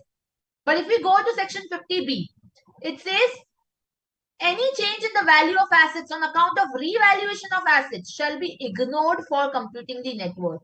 So here in the net worth calculation, you have to ignore any revaluation. So you have to take the book values without the revaluation. So here my land is revalued by how much? By 5 lakh rupees, which is the revaluation reserve which is created. So when I calculate the net worth, I will exclude 5 lakh on account of revaluation. Are we clear? So if you see, my land value is 13, out of which I reduce 5, so 8 will be the land value. Machinery represents the written down value as per income tax. I will take 4 lakh. Daters, I will take 2 lakh rupees as is. I have to take book value. For patents, they are saying, which were acquired on 1/7/22, on which no depreciation has been charged. See, for the purposes of FFP, we have to take the book value of patents. But for the purposes of the net worth, what did I say? That any depreciable asset which is there, you have to take the WDV as per section 43(6). So, in case of the depreciable asset, you have to take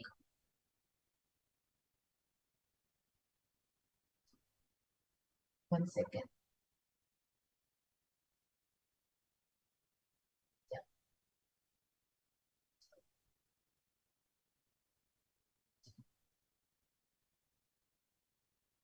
You have to take WDV as per 43(6). So for the purposes of FMV1, you have to take the book value. But for the purpose of net worth, you have to take for the depreciable asset WDV.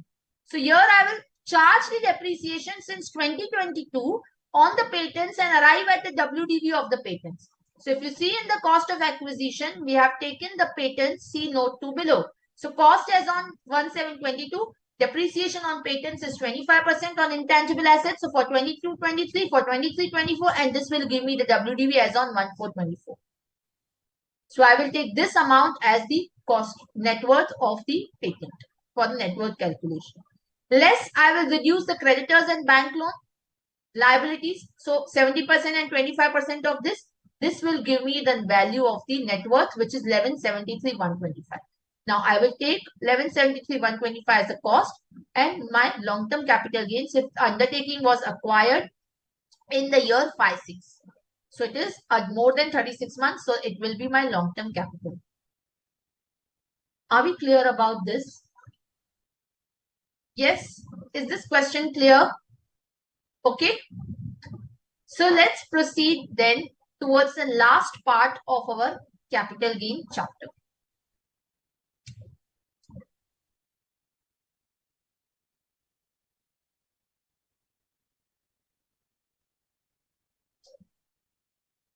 Computation. Now this is the last part, and then of course the final part will be in the next class for the exemptions that we are going to discuss. So we are almost done with the majority of our capital gain chapter. Now for the last 1 hour, we will be devoting time on the tax rates and then of course the computation that we are going to do.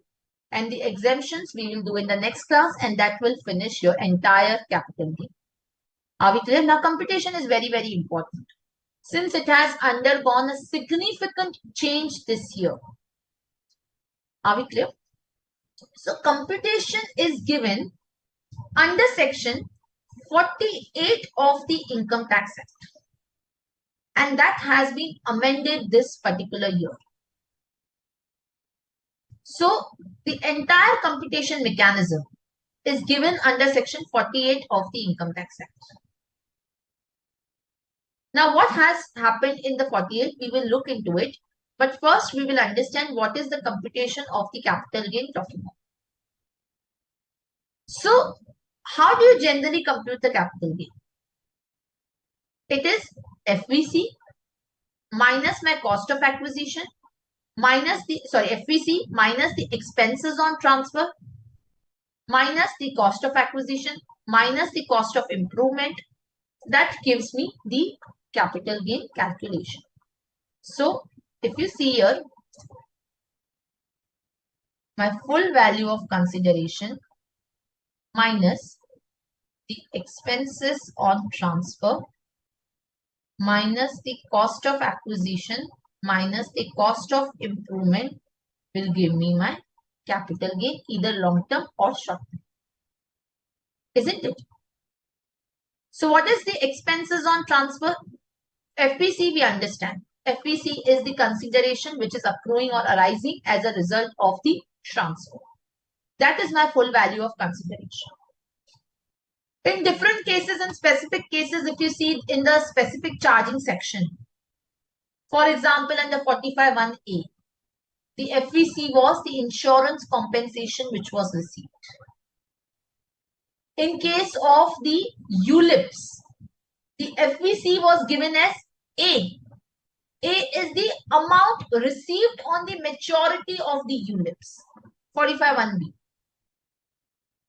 In case of 45(3), transfer of a capital asset by partner on admission in the partnership firm, it was the amount recorded in the books of accounts of the firm.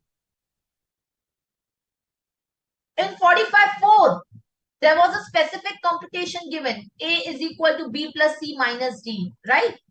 B is the value of the monetary consideration. C is the value of the capital asset received minus D, which is the capital balance. Isn't it? 45(5),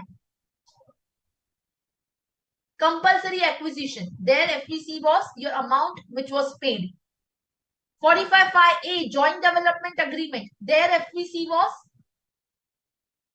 your value, stamp duty value of the consideration, stamp duty value of the share in the property received as on the date of receipt of completion certificate. So see, this way we revise the entire series of 45. So there is a specific consideration which is provided, isn't it? But generally it will mean the amount accrued, if unless under specific sections we have different FPC which is given. Expenditure incurred wholly and exclusively in connection with the transfer, legal fee, brokerage charges, registration fees, that will be allowed to be reduced. And the cost of acquisition is something that the cost that I'm paying to acquire the asset, unless again a specific cost is given. For example, in ESOPs, you get the step-up cost of the FMV charged to tax under 17. In case of conversion of the stock in trade to capital asset, again you get a specific step-up of the FMV charged to tax under 28. So under different sections, the cost is differently provided, isn't it? Then you have the cost of improvement. Any improvements that you do with respect to that asset will be claimed as cost of improvement, isn't it? So this will give you your capital gain. Now earlier, there were different provisos which were written under 48 section, which provided that, or let me just first write down what we have written so far. So for FVC, you can write general is my sale consideration.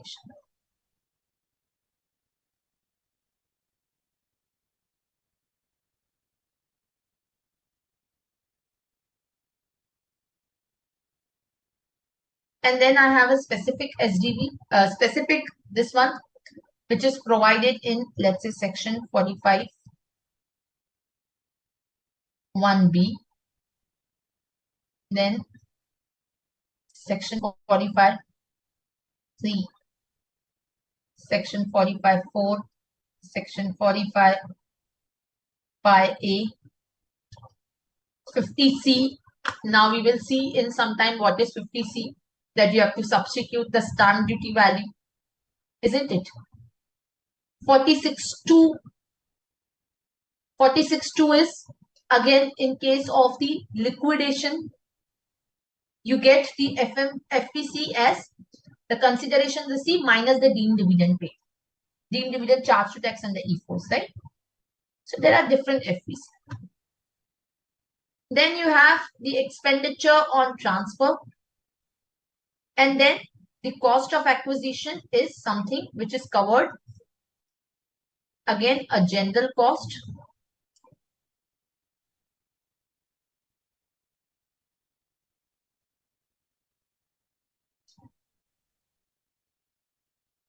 And specific cost is provided under section 49, which is cost to previous owner.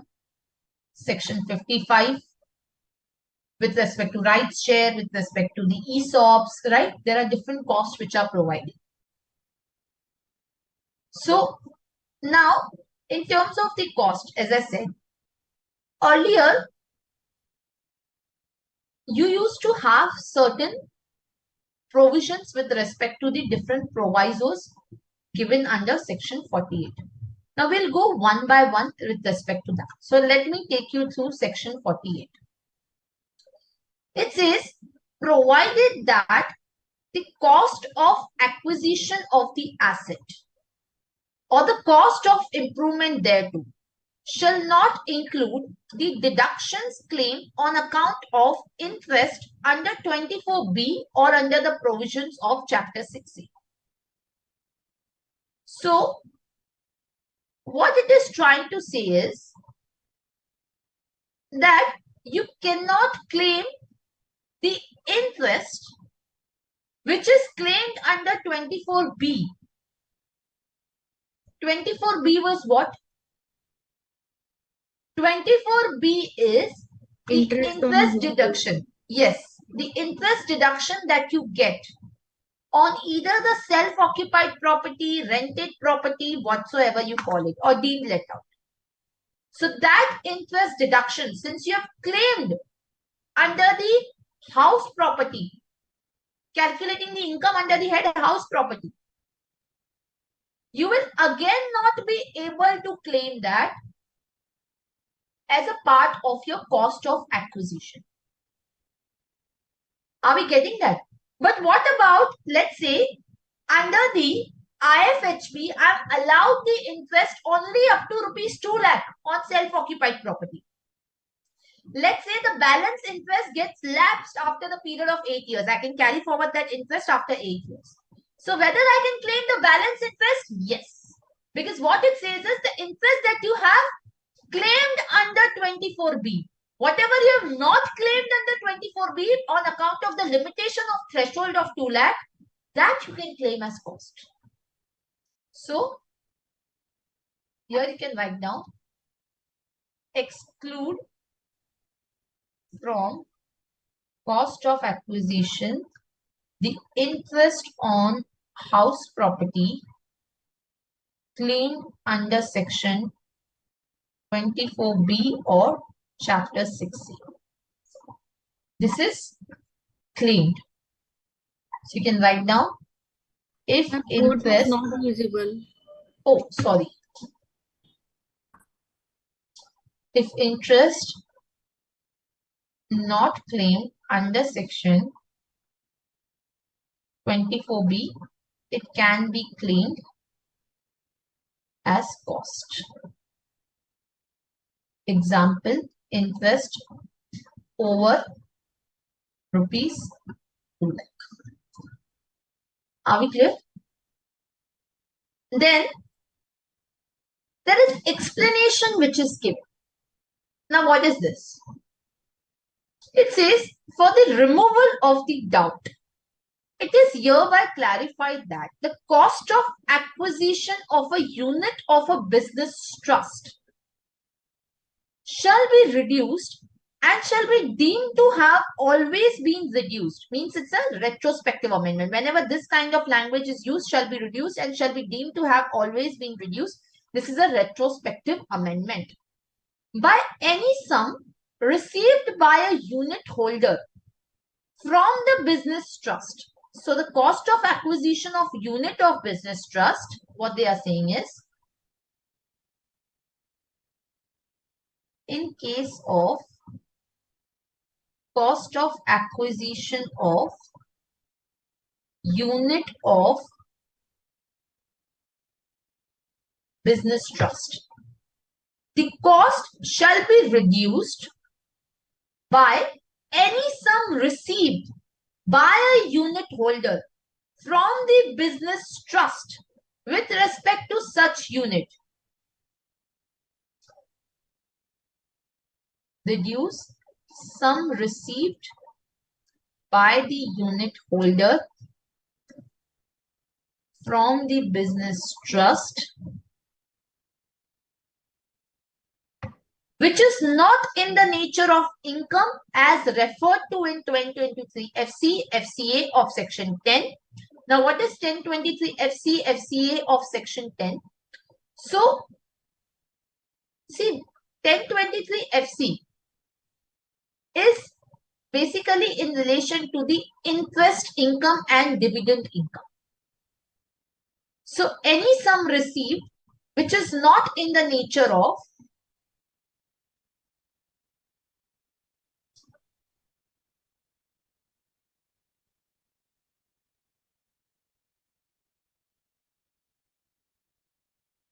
interest or dividend which is covered under 1023 FC or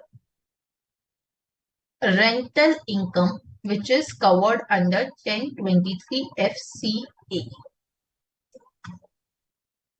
So it should not be the interest or dividend or the rental income, and which is not chargeable to tax under clause 12 of subsection 2 of 56 and under 115 UA2.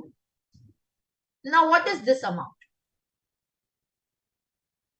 So if you go to section 56 to 12 of the Income Tax Act.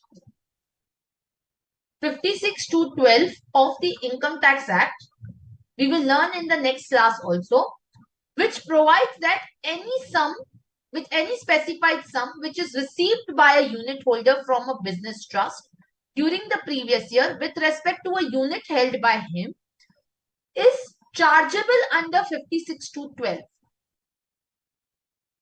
Now, what does 48 says? That if this is a sum which is not chargeable under 56(2)(12), then we will reduce from the cost of acquisition, and which is not chargeable under 115 UA. Now, if I go to 115 UA, subsection 2, it says the total income of business trust shall be charged to tax at a maximum marginal. So 115U is basically talking about the distribution of sum to the unit holders, which is charged to tax under the 115U. So all of that, if it is either charged under 115UA or under 56(2)(12), then in that particular case, it will not be reduced from cost. But if it is not chargeable to tax in the hands of unit holders, either under 56(2)(12) or under 115UA2, then in that particular case, we will reduce it from the cost. So if you see here, and not chargeable under section 56(2)(12) or section 115UA. So basically, what is the intention of this section? See, the business trust concept you will learn under the assessment of various entities or assessment of trust class. There, you will get to know that the business trust distributes the income to the unit holders, and the taxability does not happen in the hands of business trust, it happens in the hands of the unit holder, because business trust is considered as a pass-through entity. The income is taxed in the hands of the unit holder, not in its own hand. Now, in respect of interest, in respect of dividend, there's a specific exemption under 1023 FC. In respect of rental income, there's a specific exemption under 1023 FCA. But there could be other income which may be distributed to unit holder, maybe let's say repayment of the redemption amount which is paid towards the units, or repayment of loan to the unit holders, on which there is no taxation provided. So then that amount will be reduced from my cost of acquisition. Are we getting that? So any income which is either not chargeable under 56(2)(12) or under 115UA will be reduced from the cost of acquisition of the unit of business trust. Are we clear? So let's move further. Again to 48. Then explanation 2 says, for the purposes of explanation 1, it is clarified that where the transaction of a transfer of unit is not considered as transfer under 47, and the cost of acquisition of such unit is determined under 49, meaning when the transfer takes place as per section 47, when the unit holder gets the unit in the business trust in consideration of, let's say, shares in a company. In that particular case, the cost of acquisition will be as per 49, because whenever the transfer is not regarded as transfer under 47, the cost is as per 49.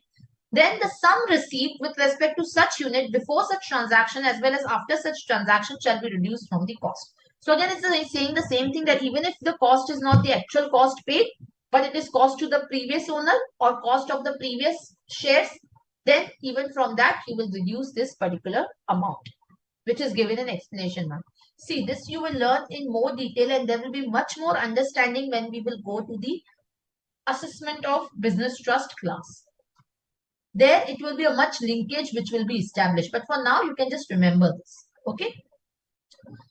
Then the point 3 says, in the case of value of any money or capital asset received by a specified person from a specified entity referred to in 45(4), the amount chargeable to income tax as the income of such specified entity under 45(4), which is attributable to a capital asset being transferred by the specified entity, calculated in the prescribed manner.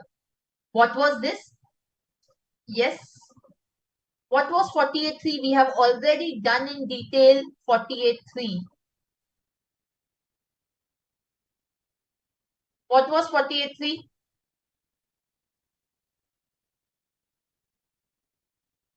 Deduction in relation to the amount paid under 45(4). Correct. So under 45(4), if the taxation was preponed, right? Because now that you are revaluing the assets and you are giving the cash to the partner, so there is a preponement of liability. Now when the capital asset will be actually sold, so the amount of tax that you have already paid under 45(4), the amount which is already charged under 45(4), which was attributable to that capital asset, will be now allowed as a deduction from the computation of the capital gain. So you can just write it over here for your reference.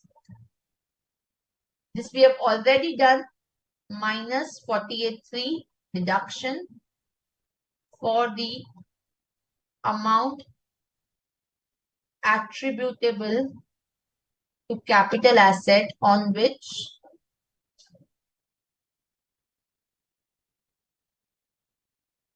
this is paid under section 45(4). Are we clear? Yes.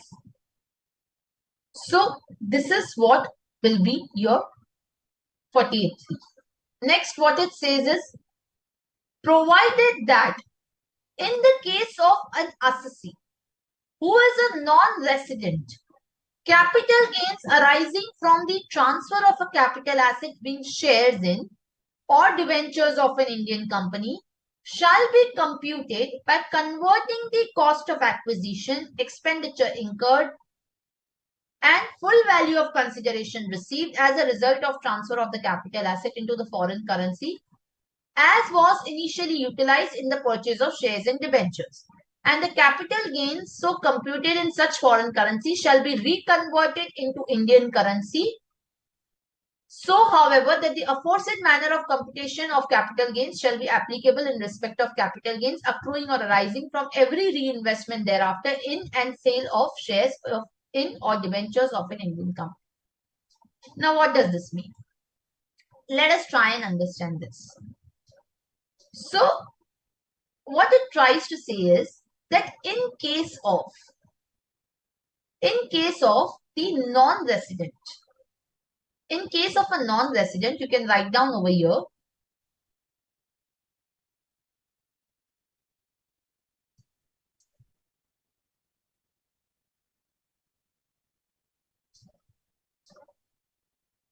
in case of a non-resident,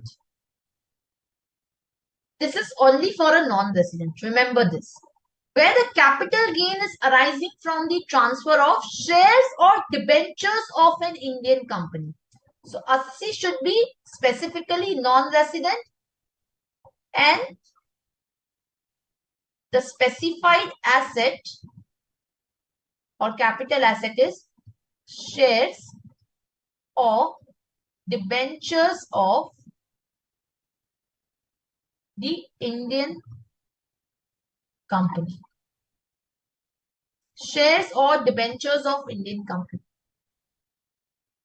This, here they are saying, shall be computed by converting. What is the formula that they are giving? You have to convert the cost of acquisition, the expenses on transfer, and the FVC.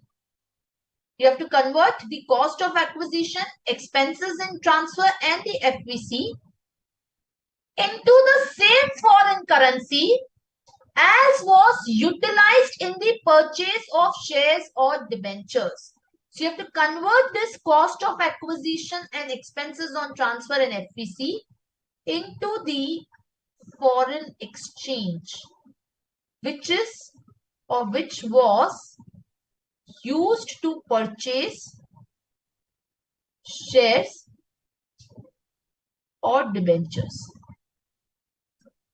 So basically, here what they are saying, that if the non-resident is utilizing the foreign exchange to purchase the shares or debentures of Indian company, he will be given the benefit of that by converting the cost expenses on transfer or FVC into again the foreign exchange which was utilized to purchase the share, and then we calculate the capital gain. So you don't calculate the capital gain in INR. You have to calculate the capital gain as per the foreign exchange, as per, let's say, USD, if I have invested USD, as per euro, as per pound, whatever I have done, by applying the TTBR and TTSR rate. TTBR is telegraphic transfer buying rate, telegraphic transfer selling rate. By using TTBR or TTSR on the respective dates.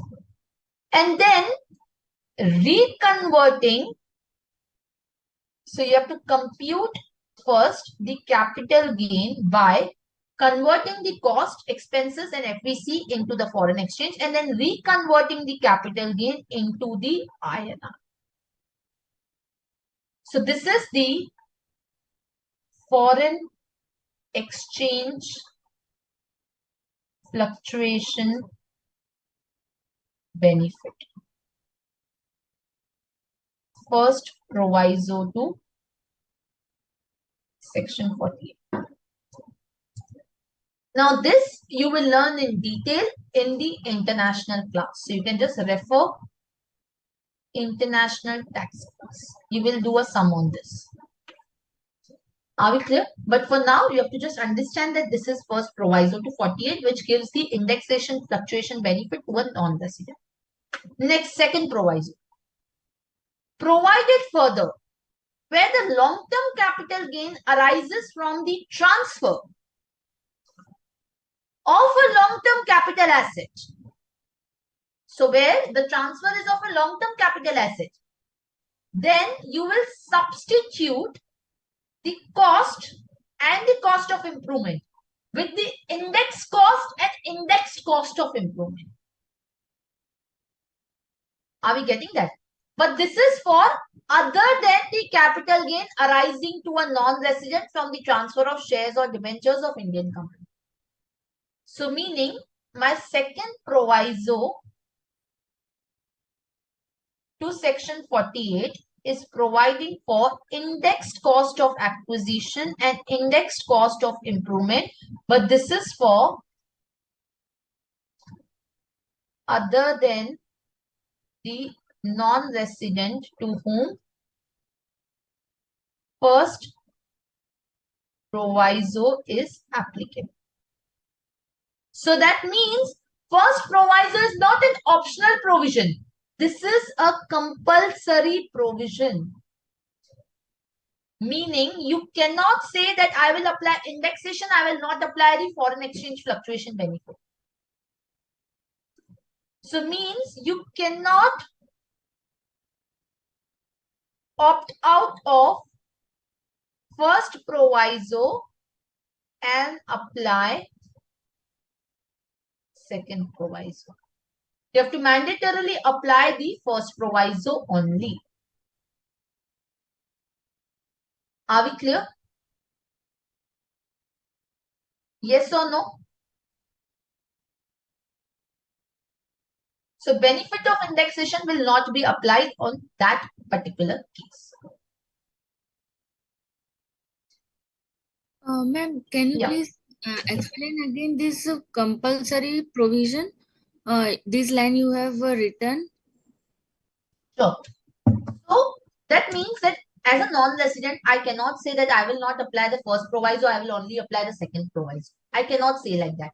I will have to mandatorily apply the first proviso. So it's a compulsory provision. I cannot say ki I will not go for I will not go for the exchange fluctuation benefit. I will go for indexation. No, that is not possible. Okay. Okay. Now, Ma'am, yeah. one more doubt is of mine, that this year there were two budgets, है Hmm. ना? Then for capital gain, these changes are in second after 23 July, है ना? तो हम लोगों को क्या यानी पहले का भी कंसीडर करना पड़ेगा अगर डेट इस Yes. तरीके से आएगी? Yes. Yes. You have to consider both. Okay. Okay. Now, coming to this indexation. Now, with respect to this indexation, one second. Now, with respect to indexation, see, you have to be aware. What does this particular point says? Where the long-term capital gain arises from the transfer, which takes place before the 23rd day of July 2024. So, this particular indexation benefit, which is there, is applicable only on assets which are purchased and transferred before 23rd July 2024. So if you are transferring the asset post 23rd July 2024, then you will not consider the indexation. So in exam, if you get a question where you have a date before 23rd July, you will take the indexation. If it's after, you will not apply indexation. Are we getting this particular point? So, in a case whether I will get the indexation or not will be dependent on the date of transfer. So if after the date of transfer, if the date of transfer is after 23rd July 2024, I will not get any indexation. However,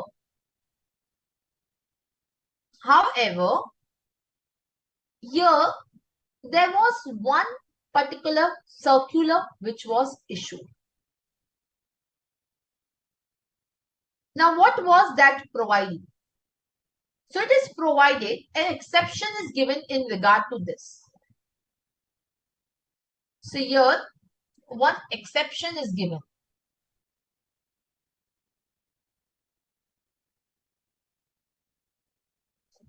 In case of, be very, very careful,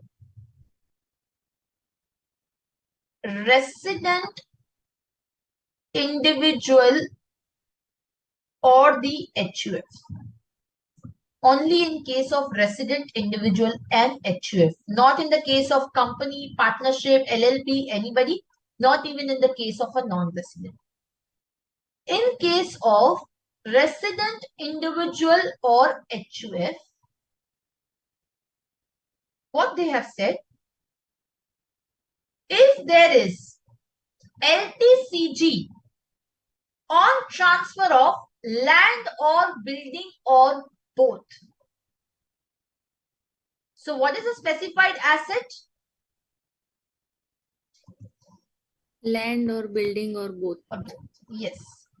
So land and building, which is my asset. Assessee is resident individual or HUF.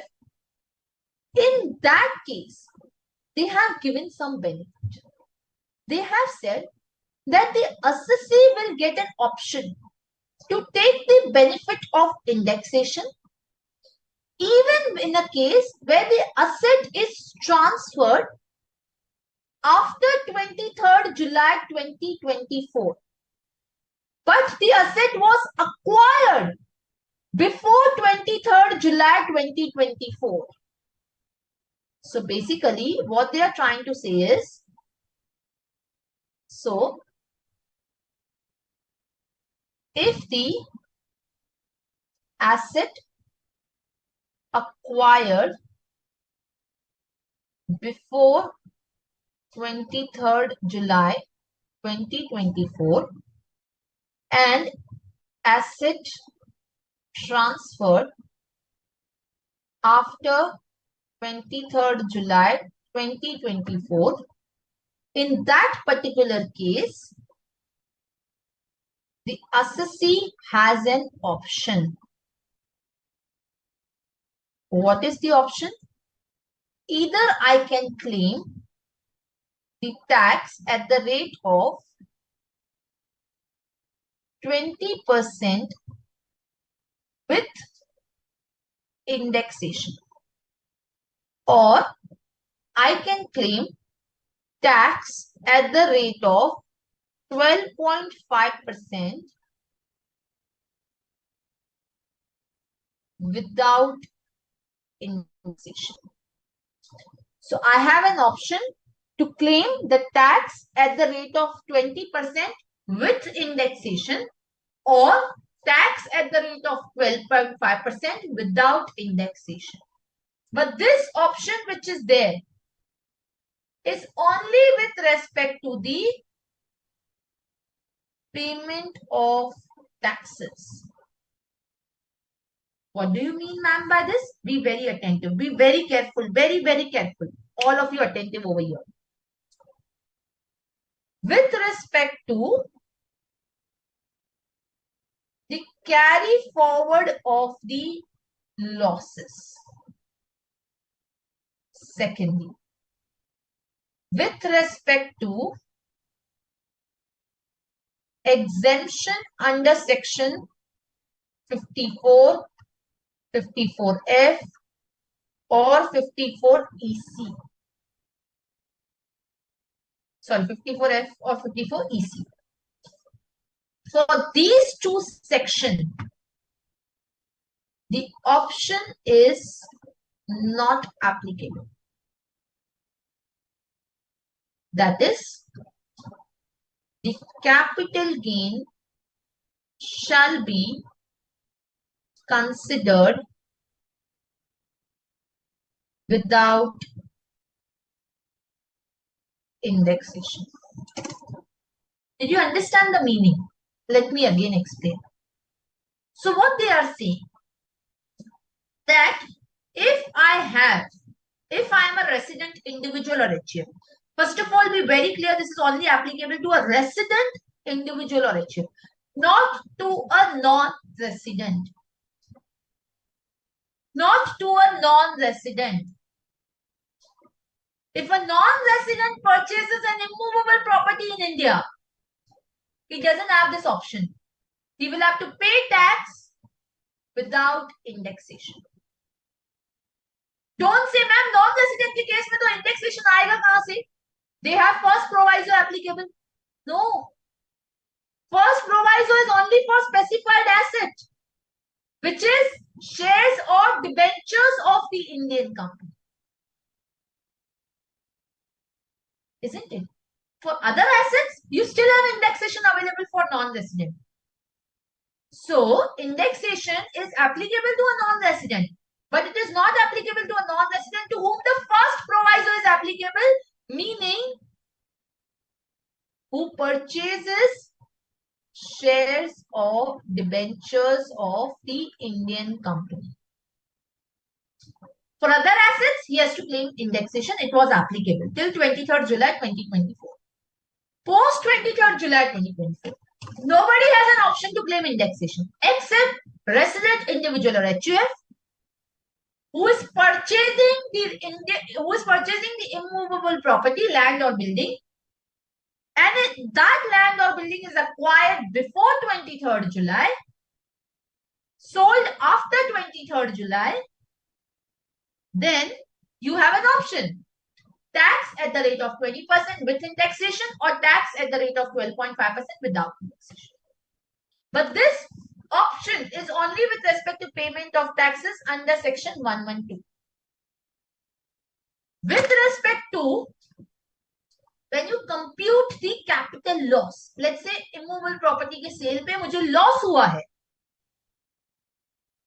I cannot compute the loss, I cannot compute the long-term capital loss by considering the index cost.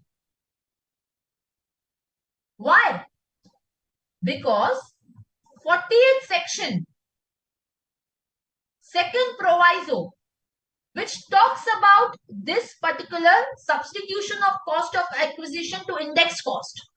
Second proviso ही बात कर रहा है ना कि cost को index cost से substitute करो. It clearly says if the transfer takes place before 23rd July, after 23rd July, this provision is not applicable. So when you compute the long-term capital loss, you will compute as per section 48. यहां कहीं पे लिखा हुआ है कि ये option available है कि आप इंडेक्स कॉस्ट का सब्स्टिट्यूट कर सकते हो if you are resident individual और HUF. Anywhere in the section can you see this? No, it is nowhere written. I have read the entire section by now almost. So where is it coming from? This is coming from section 112. This option is coming from 112. 112 is what? Tax on capital gain. So this option is available only for tax. This option is not available for computing the long-term capital loss. Because loss though you will compute as per 48. Isn't it? This option is only for the tax. Are we getting this? Secondly, when you calculate the exemption under 54 series, house के बदले house लिया, house के बदले bonds लिए, there also you will make the computation under 48. Computation is always under 48. So there, it is nowhere written that you have an option. So even for the purpose of calculating your 54 exemption, you will not consider indexation. You will consider the entire cost. It is only for the purpose of calculating the tax. Under 112, you have an option. So that means what, students? In the examination, when you make a computation as your main part of your answer, you will not consider the index cost over there. The computation that you will make in the exam will be exactly this. FPC minus expense on transfer minus cost. You will not write your indexed cost. Do not make this mistake. Your indexed cost गलती से भी नहीं लिखना. But at the end, when you will calculate the tax on the house property, at that time you will consider this option. Are we clear about this point? Yes or no? Yes? Any questions? Any doubts so far? Okay.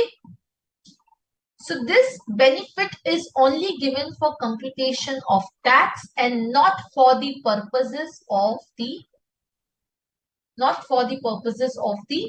losses and for the 54. Yes, in all other assets except land and building, tax will be 12.5%, whether before or after 23rd July. Yes, you are right. Are we clear? Yes, okay.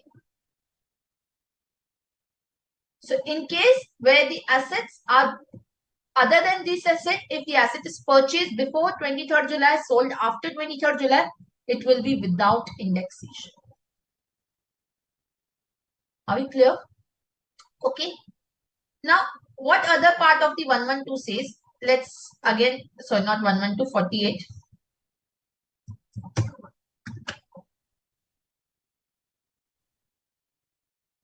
Then 48 says, nothing contained in the first and second proviso. So foreign exchange fluctuation benefit and indexation will not apply.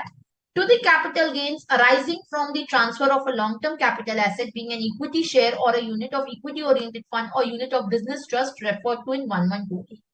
So when you calculate 112A, you will not get the benefit of indexation or the first proviso to 48. Secondly, it says nothing contained in the second proviso shall apply to a long-term capital gain arising from the transfer of a long-term capital asset being bond or debenture other than the capital index bond or sovereign gold bonds. So basically, it says indexation. So we can just make a comparative provision over here to understand on what kind of assets we have the indexation and the foreign exchange fluctuation benefit available. Are we clear?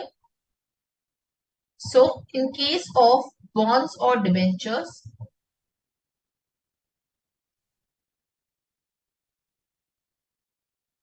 the capital asset, I'm writing here first proviso and this is the second proviso. Second proviso, it clearly says that nothing contained in second proviso shall apply to the long-term capital gain on the bond or debenture. Here you can write long-term capital asset. So whether on bond or debenture, second proviso applicable? Answer is no. Whether first proviso is applicable? In case of first proviso, I said it should be debentures of the Indian company. So on bonds or debentures of the Indian company, first proviso is applicable. So it is yes. Also in respect of first proviso, it doesn't say it has to be a long-term capital asset. So first proviso is equivalently applicable for short-term and long-term capital gain both. So this is applicable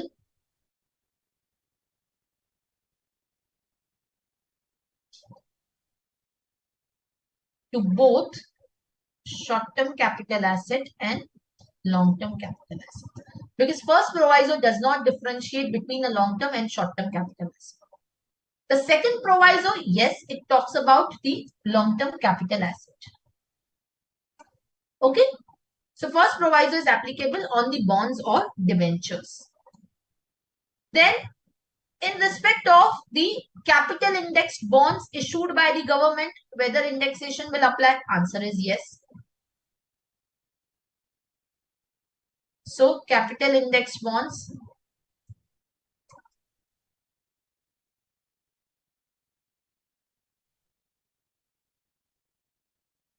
this is issued by government. So first proviso is only applicable on the debentures issued by Indian company, not by the government. But first, second proviso will apply. Then sovereign gold bonds. Again, these are issued by the government and not by Indian company. So first proviso is not applicable, but second proviso is applicable. Are we clear? Then next we have the depreciable asset. Depreciable asset, on that whether indexation will applicable? Yes, or first proviso is applicable. So on depreciable asset, first proviso is not applicable and even indexation is not applicable because the computation is under section 50A. Right? And it is deemed to be a short-term capital asset. It is deemed to be a gain from the short-term capital asset. Right? Then units of the specified mutual funds and market-linked debentures. So units of the specified mutual funds, unlisted debentures or market-linked funds. On that, whether indexation is applicable? Yes. Section 50AA. Section 50AA. What does it say? No, ma'am, indexation will not be applicable Correct. as it is deemed to be short-term capital as short-term capital gain. Yes, perfect. So if you see section 50 AA, which talks about this unit of a specified mutual fund, where you have invested more than 65% in the debt or money market instrument, or an unlisted bond, or unlisted debenture, or a market linked debenture, that is overriding section 48. It says notwithstanding anything contained in section 48. So in case of unlisted debentures or bonds, specified mutual funds, and market linked debenture, indexation is not applicable, and even the first proviso to 40. Are we getting?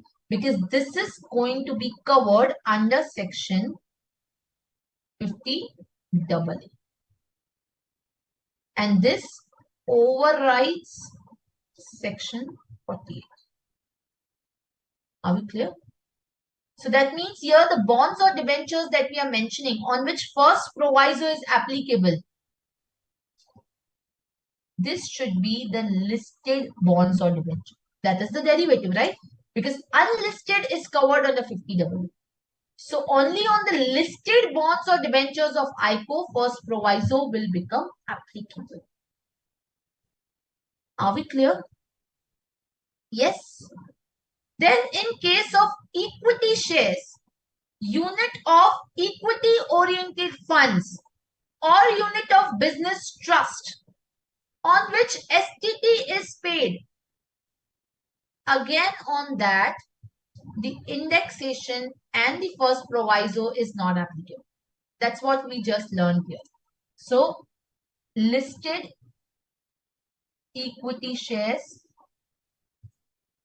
listed units of equity oriented fund, and units of business trust, first proviso and second proviso both are not applicable.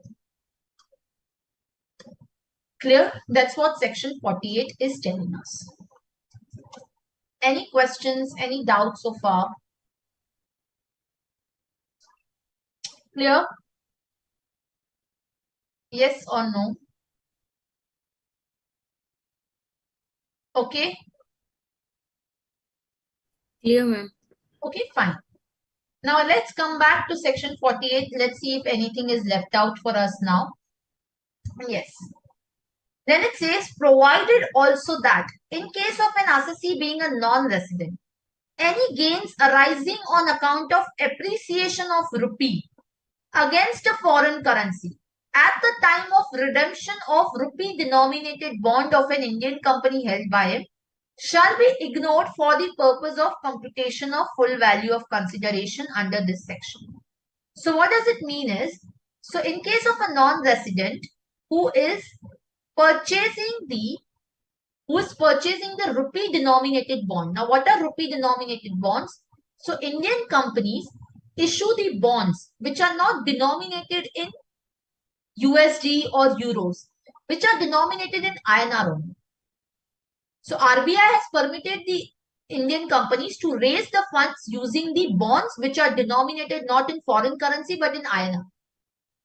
So if a non-resident is purchasing those RDBs and any appreciation is arising between the date of purchase and date of redemption of rupee denominated bond, so appreciation of rupee happens, so that difference will be ignored and will not be considered in computing the full value of the consideration. So just write down over here. You can just write in case of, or you can just write like this.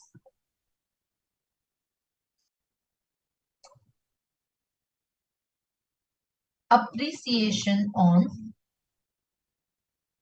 INR on the rupee denominated bond for non-resident shall be ignored in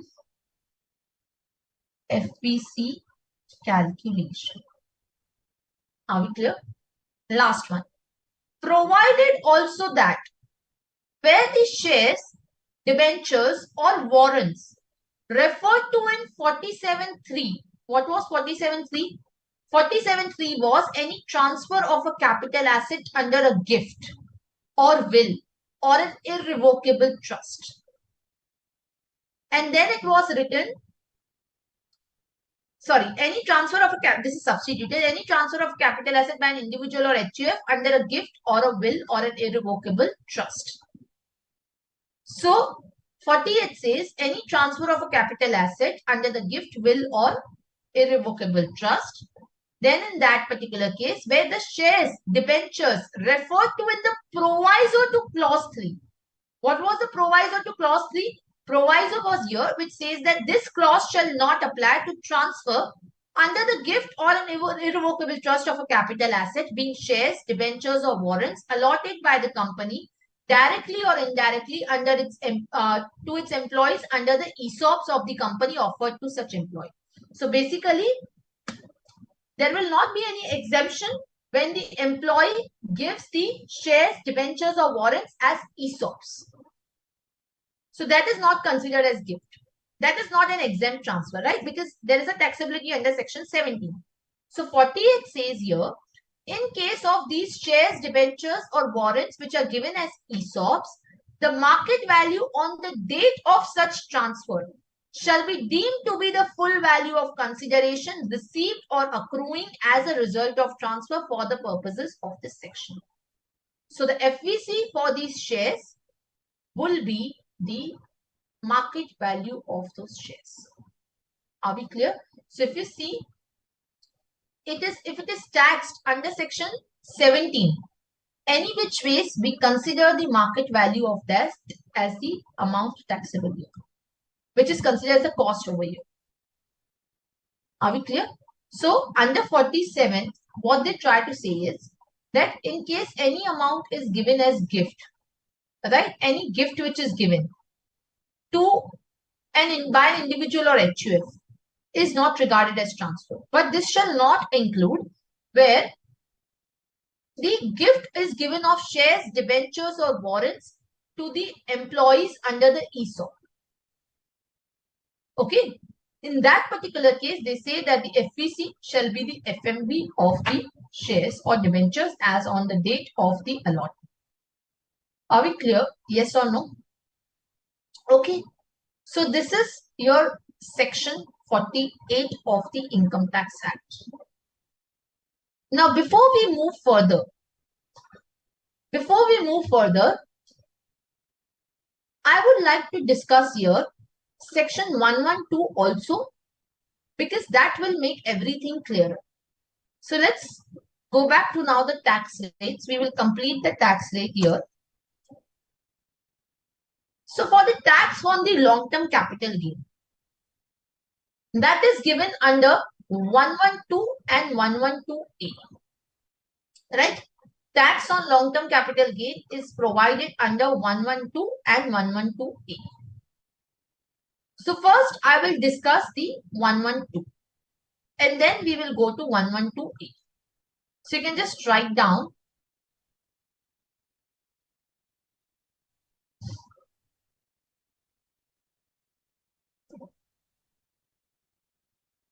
tax on the capital gain.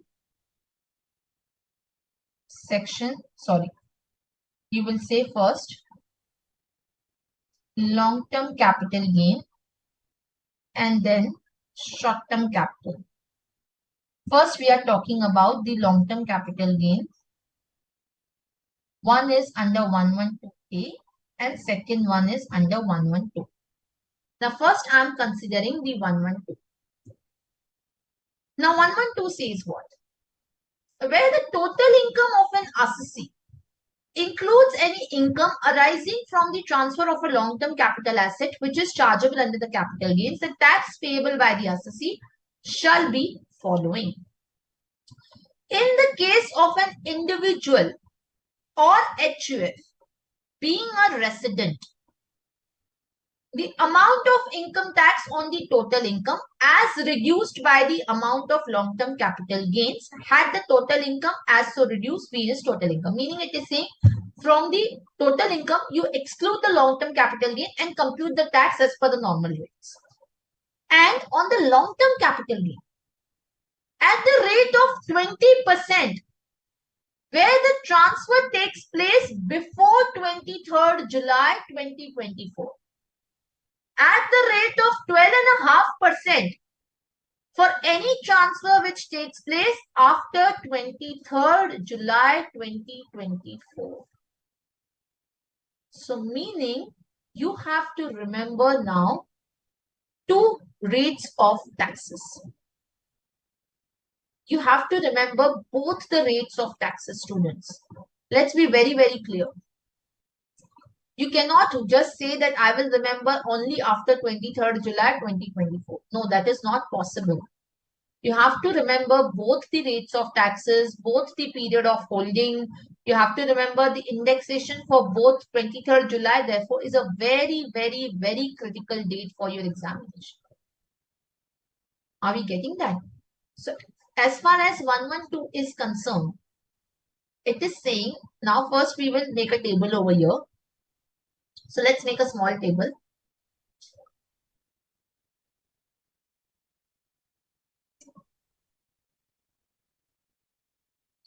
Assessee, capital asset, and the tax rate before 23rd July 24 and after 23rd July 24. Are we clear? So in case of the resident individual or HUF, what did they say? It will be, in case you have to write like this,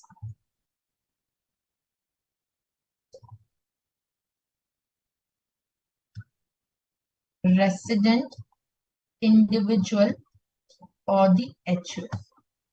Before 23rd July, it is 20%. After is 12.5%.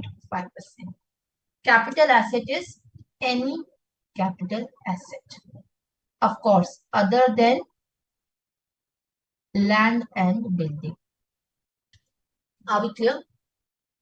Then it says, provided that where the total income as reduced by the long-term capital gain is below the maximum amount which is not chargeable to income tax, then such long-term capital gain shall be reduced by the amount which the total income as so reduced falls short of the maximum amount which is not chargeable to income tax, and the tax on the balance of long-term capital gain shall be computed as per the rate applicable in subclause 2.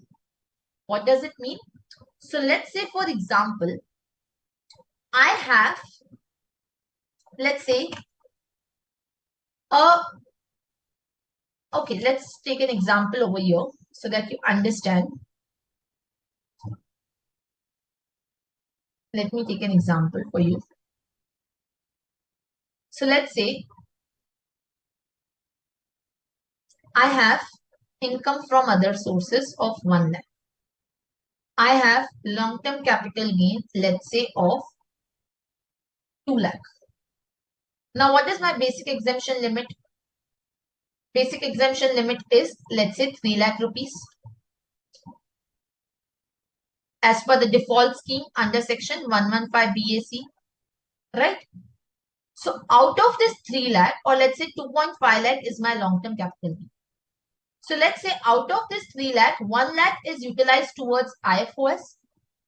Balance 2 lakh will be utilized towards this LTCG. If there is unutilized basic exemption limit, so I will utilize towards the LTCG and tax the LTCG of only 0.5 lakh. If let's say my EFOS was 3 lakh, then I would have, of course, not utilized anything towards this. So what they are trying to say is that any unutilized basic exemption limit shall be used for the long-term capital. Are we clear?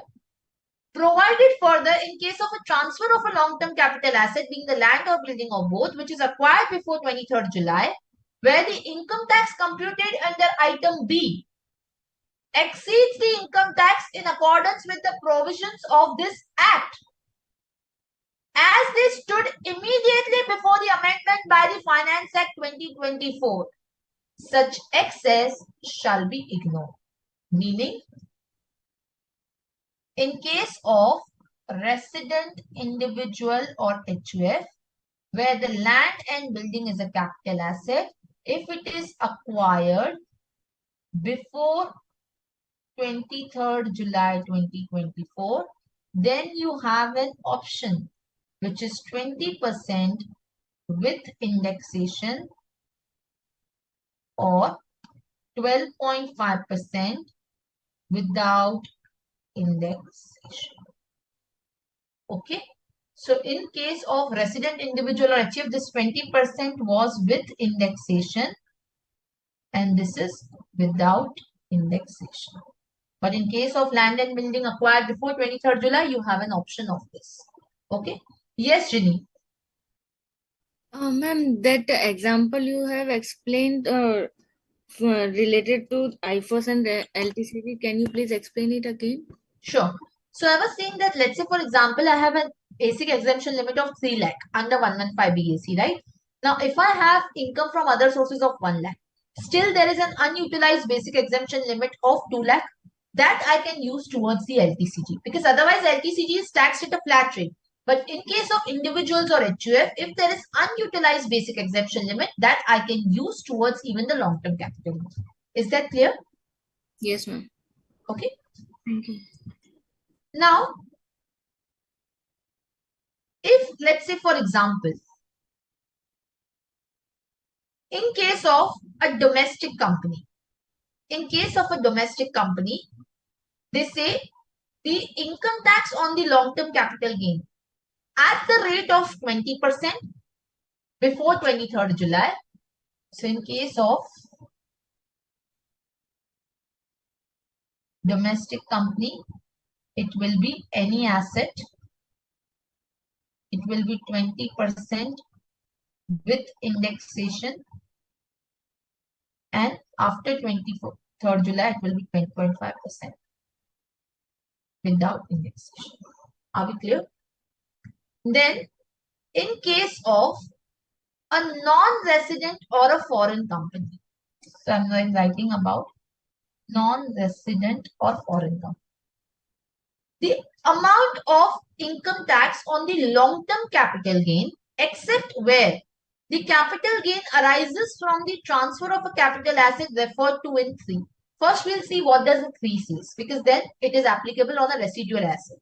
So the amount of income tax on long-term capital gain arising from the transfer of a capital asset being unlisted securities or shares of a company not being a company in which the public are substantially interested. So what are the assets they are saying? Unlisted securities or shares of private company. So basically, shares of a company not being a company in which public are substantially interested, which is a company in which public is substantially interested, a listed company or a subsidiary of listed company. Isn't it? So a company which is unlisted or a private limited company is a company in which the public is not substantially interested. In that case, they are saying as computed without giving effect to first and second proviso to 48.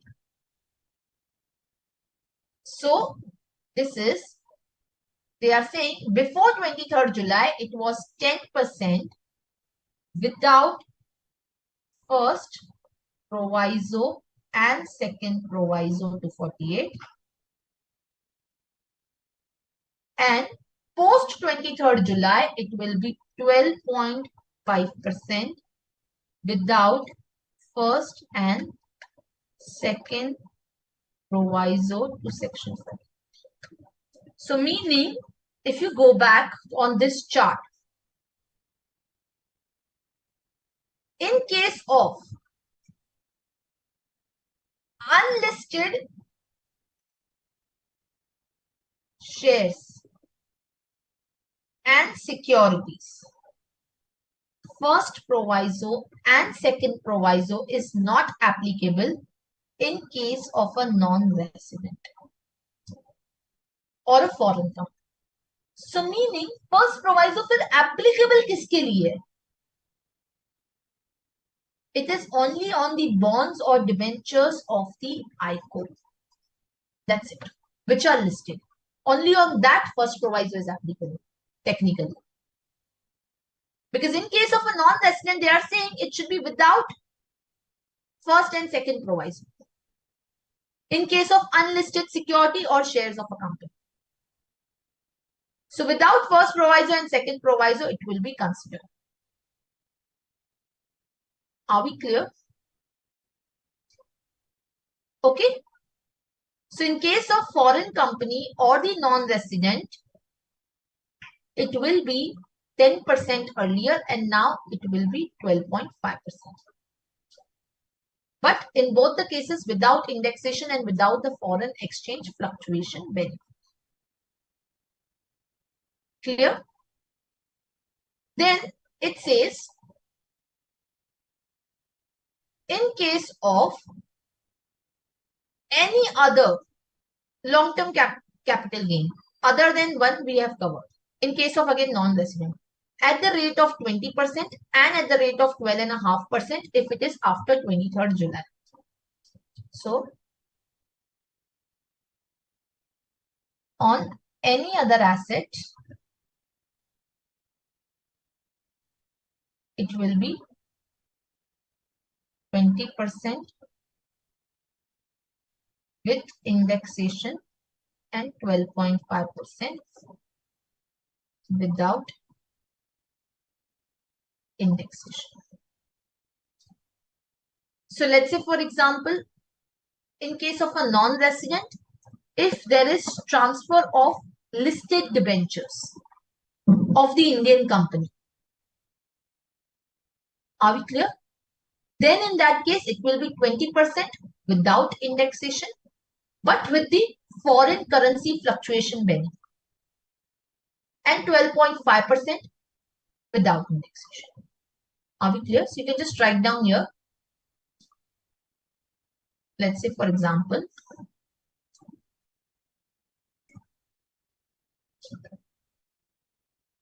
listed debentures, then 20% with forex fluctuation benefit, or 12.5% again with forex fluctuation benefit. So they can get the foreign exchange fluctuation benefit even after 23rd July. It's only indexation which is not available. Clear? The last one, in case of in case of the 112, in case of any other resident, partnership firm, LLP, AOP, BOI, 20% without indexation and 12.5%, sorry, 20% with indexation and 12.5% without indexation. So, any other resident, any capital asset, 20% with indexation, and again 12.5% without indexation. Now what they are saying is, provided that whether tax payable or in respect of any income arising from the transfer of a long-term capital asset, which takes place before 23rd July, being listed securities other than a unit or a zero coupon bond, exceeds 10% of the capital gain before giving effect to the provisions of the second proviso to 48, then such excess shall be ignored for the purposes of the computing the tax payable. So what they are trying to say is that in case of listed securities or a zero coupon bond, before 23rd July 2024, all of these assessees have an option to calculate 10% without indexation or 20% with indexation. So in case of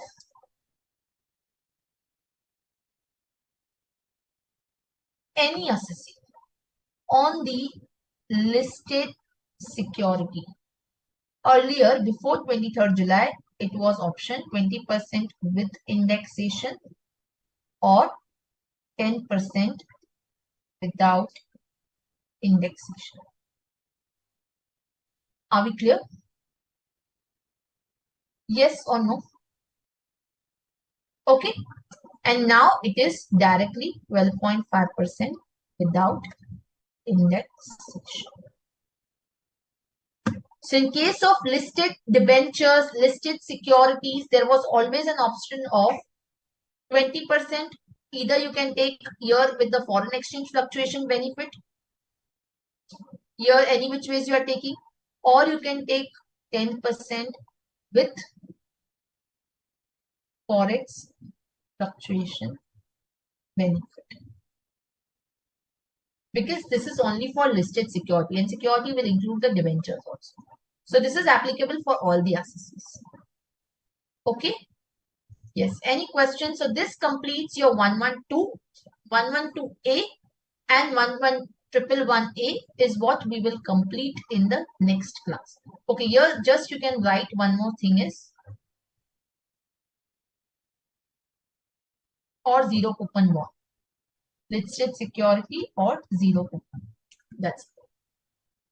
Because this is applicable to both. Okay. Any other question? Ma'am ये security से related tax तो 112A में cover होता है ना?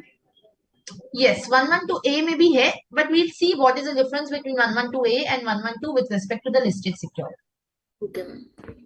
ठीक है? Okay. Any other question? Any other doubt?